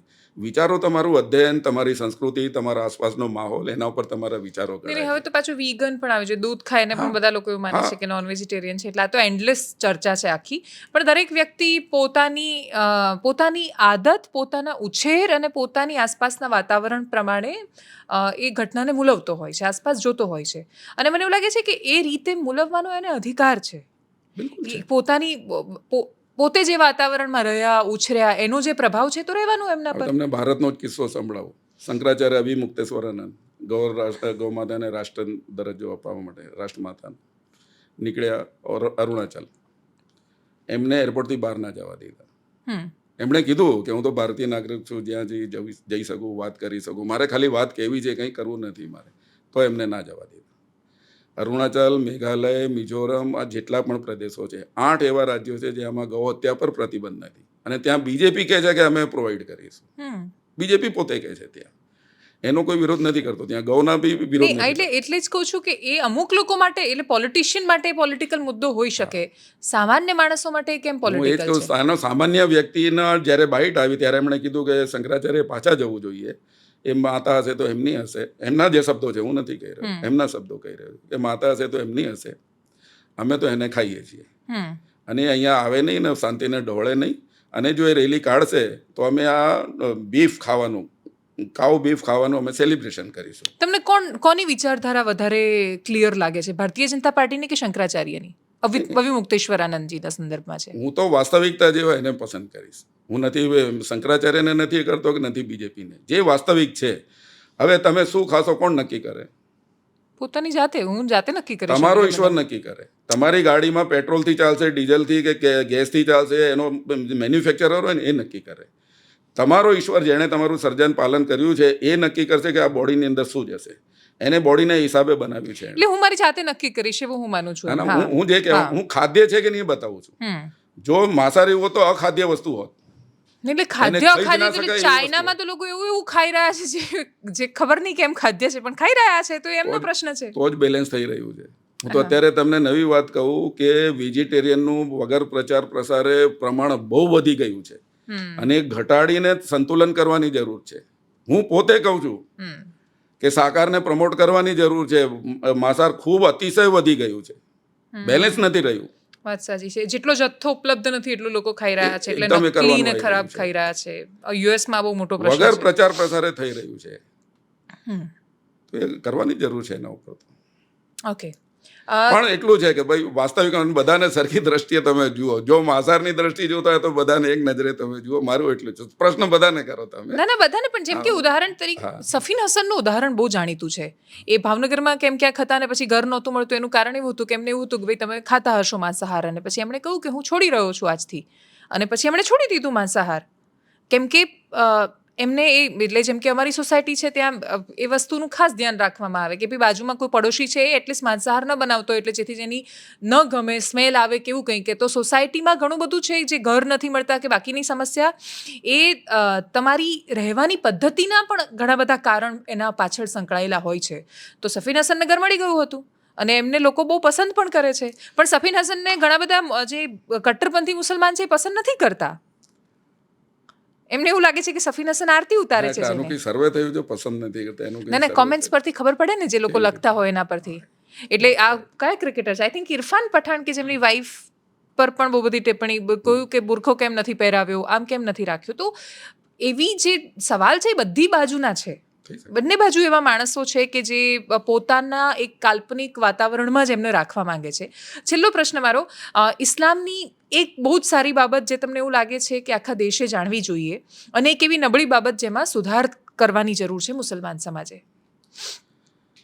જો આપણા સૌનો સર્જનહાર, પાલનહાર એક ઈશ્વર છે, બધા જ માને છે. કોઈ પણ ધર્મ સંપ્રદાય હોય, કોઈ પણ દેશ પ્રાંતમાં રહેતો હોય, કોઈ બી ભાષા બોલતો હોય, એક ઈશ્વરને માનવું એ આપણી પ્રકૃતિ છે. વેદોમાં પણ છે, એકમ એવમ વિદિતમ, તે એક જ છે, અદ્વિતીય છે. એકમ બ્રહ્મ દ્વિતી નાસ્તિ નહેન નાસ્તિ કિંચન. બ્રહ્મ એક જ છે, બીજો જરાય નથી, જરાય નથી, જરાય નથી. ઈશ્વર એક છે, તો દુનિયાના બધા જ માનવી જો એક ઈશ્વરને માને તો મને લાગે છે કે આ દુનિયાની અંદર માનવ એકતા પ્રસ્થાપિત થઈ જાય. તમે ઈશ્વરમાં જેટલા વિભેદ થતા જાય છે, માનવ સમાજ એટલો વહેંચાતો જાય છે. એટલા બધા માનવી એની અંદર વહેંચાતા જાય. અને આ બિલકુલ એ છે, એક ઈશ્વરને માનવું તમારી પ્રકૃતિ છે. એક ઉદાહરણ દ્વારા તમને કહું. દુનિયામાં કોઈ એવો માણસ છે જેને ભૂખ ના લાગે, તરસ ના લાગે? બધાને ભૂખ લાગે છે, તરસ લાગે છે, ભોજન શોધે છે, પાણી શોધે છે. એની પ્રકૃતિ છે. થોડા સમય પછી એને ભોજન ને પાણી જોઈશે. પણ માની લો કે ભોજન ગંદુ, વાસી હોય, પાણી ગંદુ હોય, તો આપણે ઉપયોગ નથી કરતા. પણ કોઈ એવી જગ્યાએ હોઈએ કે ત્યાં એ સિવાય કંઈ જ નથી, તો જીવન ટકાવી રાખવા માટે એનો ઉપયોગ કરવો પડે છે. એ જ રીતે ઈશ્વરને માનવું એ અંદર આપણી પ્રકૃતિ છે. તમે જાણે અજાણે એને માનવા લાગો છો. તો જેમ રીતે મેં કીધું કે જ્યારે ઈશ્વરના શુદ્ધ સ્વરૂપને લોકો નથી માનતા, ત્યારે એના અશુદ્ધ સ્વરૂપ તરફ માનવા માટે પ્રેરાય છે. જો દુનિયાના બધા જ માનવી મળીને એક ઈશ્વરને માની લે તો હું સમજુ છું કે માનવ એકતા પ્રસ્થાપિત થઈ જાય. દુનિયામાં ઘણા બધા વાદ છે. આખું જે તંત્ર ચાલી રહ્યું છે, આખું વિશ્વ જે ચાલી રહ્યું છે, સૃષ્ટિ જે ચાલી રહી છે, ઈશ્વરના સિદ્ધાંતો મુજબ ચાલી રહી છે. એના સમયે સૂર્ય ઉગે છે, હાથમે છે, ચંદ્ર નીકળે છે, હવા, પાણી, આખી જે વ્યવસ્થા છે, બહુ અદ્ભુત વ્યવસ્થા છે જેણે માનવી માટે બનાવી. એ બધા એના સિદ્ધાંતો પર કામ કરી રહી છે, ઈશ્વરીય સિદ્ધાંતો પર કામ કરી રહી છે. હવે દુનિયામાં બે વસ્તુ છે, કે ઈશ્વરીય સિદ્ધાંત છે, એક માનવીય સિદ્ધાંત છે. ઝઘડો બધો માનવીય સિદ્ધાંતમાં છે. તારો સિદ્ધાંત શ્રેષ્ઠ કે મારો સિદ્ધાંત શ્રેષ્ઠ, એની ઉપર ઝઘડો છે બધો. જો બધા જ માનવી મળીને એક ઈશ્વરની આજ્ઞાનું પાલન કરવા લાગે, એના સિદ્ધાંતો મુજબ ચાલવા લાગે, તો દુનિયાની અંદર શાંતિ પ્રસ્થાપિત થઈ જાય. પેલા ટ્રાફિકના નિયમો છે ને, બધા ફોલો કરે તો એક્સિડન્ટ ના થાય. પણ કોઈ સિગ્નલ જુએ નહીં, બધાએ કરે તો ઝઘડો થાય, એક્સિડન્ટ થાય. એ જ રીતે આ બધું થઈ રહ્યું છે. ભારતમાં એક જ વસ્તુ છે કે ભારતમાં અત્યારે જે વાતાવરણ છે એ જોઈને મન બહુ દુઃખી થાય છે. પર્ટિક્યુલરલી મુસ્લિમો તરીકે પણ બહુ વધારે દુઃખ થાય છે, એક માનવી તરીકે પણ બહુ દુઃખ થાય. તો એક સંવાદની એક વસ્તુ ઊભી થવી જોઈએ ભારતમાં, કે આપણે એકબીજાને મળીએ, એકબીજાના વિચારોને, એકબીજાની આસ્થાને સમજીએ, જે ગેરસમજો એને દૂર કરીએ, જે ખરી વાત હોય એનો સ્વીકાર પણ કરીએ, કે હા ભાઈ આ વસ્તુ ખોટી છે, એનો સ્વીકાર કરીને દૂર કરવાનો પ્રયત્ન કરીએ. હા, એટલે આમાં ખાલી હું થોડું, તમે જે ઋગ્વેદના ઉદાહરણ આપે એની સાથે, કે એક પછી એક સમાંતરે લખાયેલા વેદોમાં એ જ વેદ છે કે જેણે સાક્ષાત દેવોની આરાધનાને પણ પ્રોત્સાહન આપ્યું છે, જેની અંદર વરુણ અગ્નિદેવને પણ મુખ્ય પ્રાધાન્ય અપાયું છે, ઇન્દ્રને પણ અપાયું છે. એણે કહ્યું છે કે એ જ બ્રહ્મ છે જે તારી અંદર છે પણ જે મારી અંદર પણ છે. પણ એણે પરબ્રહ્મ સાથે એકાકાર થવાની પણ અલગ વાત કરી છે. એમાં જ નાસદીય સૂક્ત છે, એમાં જ એણે પોતાના પૂર્વજને પણ યાદ કર્યા છે અને એમાં જ લખેલું છે કે જ્યાં તારી શ્રદ્ધા એ ઈશ્વર, એટલે તમે જેની અંદર જોઈ શકો છો એ ઈશ્વર. એટલે મને એવું લાગે છે કે જેમ એક ઈશ્વરમાં ઇસ્લામ માને છે એ રીતે વિવિધતામાં સનાતન માનતું આવ્યું છે વર્ષોથી. તમને જ્યાં શ્રદ્ધા, એટલે સ્વામી વિવેકાનંદ બહુ સરસ કહેતા કે હું જ્યારે ફૂટબોલ રમતો હોઉં છું ત્યારે હું ઈશ્વરની સૌથી વધારે નજીક હોઉં છું, કેમ કે એ વખતે હું બહુ જ એકાગ્ર હોઉં છું, એકાકાર હોઉં છું. એવું પણ કહી શકાય છે. એટલી વિવિધતા સાથે આ છે, તો એવી અપેક્ષા અથવા એવી જીદ કોઈએ પણ શું કામ રાખવી જોઈએ, માન્યતા કે એક જ ઈશ્વરને માને છે? કેમ કે દરેક લોકો બહુ અલગ અલગ રીતે પોતાની શ્રદ્ધા અને એનું પાલન કરે છે. હા, એ સ્પર્ધા ન હોવી જોઈએ કે ભાઈ મારા ઈશ્વર ને તારા ઈશ્વર, પણ છતાંય જો કોઈ એવું કહે છે કે ભાઈ આ મારા ઈશ્વર છે, હું આમની અંદર શ્રદ્ધા રાખું છું, એટલે તમે વિવિધતા જુઓ કે કોઈક છે કે જે શૈવ સંપ્રદાયની પરંપરાઓનું પાલન કરે છે, કોઈ વૈષ્ણવની રીતે પૂજા અર્ચના કરે છે, કોઈ શક્તિમાં માને છે, અને છતાંય બધા માને તો અલ્ટિમેટલી એ જ ઓલમાઇટીમાં છે, ઈશ્વરમાં છે કે જે સર્જન કરે છે સૃષ્ટિનું. તો મને એવું લાગે છે કે આ બહુ સ્પર્ધાનો સવાલ જ નથી, અને આને સ્પર્ધાની જેમ બહુ સદીઓથી નથી જોવામાં આવ્યું. આ તો બહુ સાથે રહીને પાંગરેલી સંસ્કૃતિ અને સભ્યતાઓ છે. સ્પર્ધા નથી, આ એકબીજાના વિચારોને સમજવાની છે, એકબીજાને આસ્થા માન્યતાઓને સમજવાની વસ્તુ છે. આ જે ગેરસમજ આના જ કારણે ઊભી થાય છે જ્યારે આપણે નથી જાણતા. એ જો આપણે જાણીશું તો આ ગેરસમજો ઊભી નહીં થાય. અને એક એવી નબળાઈ જે તમને એવું લાગે છે કે સમાજમાં, મુસલમાન સમાજમાં સુધારની જરૂર છે સૌથી વધારે? બસ મને આ જ લાગે છે કે મુસ્લિમ સમાજ જે કુરાન અને પૈગંબર સાહેબનું જીવન છે એને ખરેખર વાંચે, સમજે અને એ મુજબ આચરણ કરે.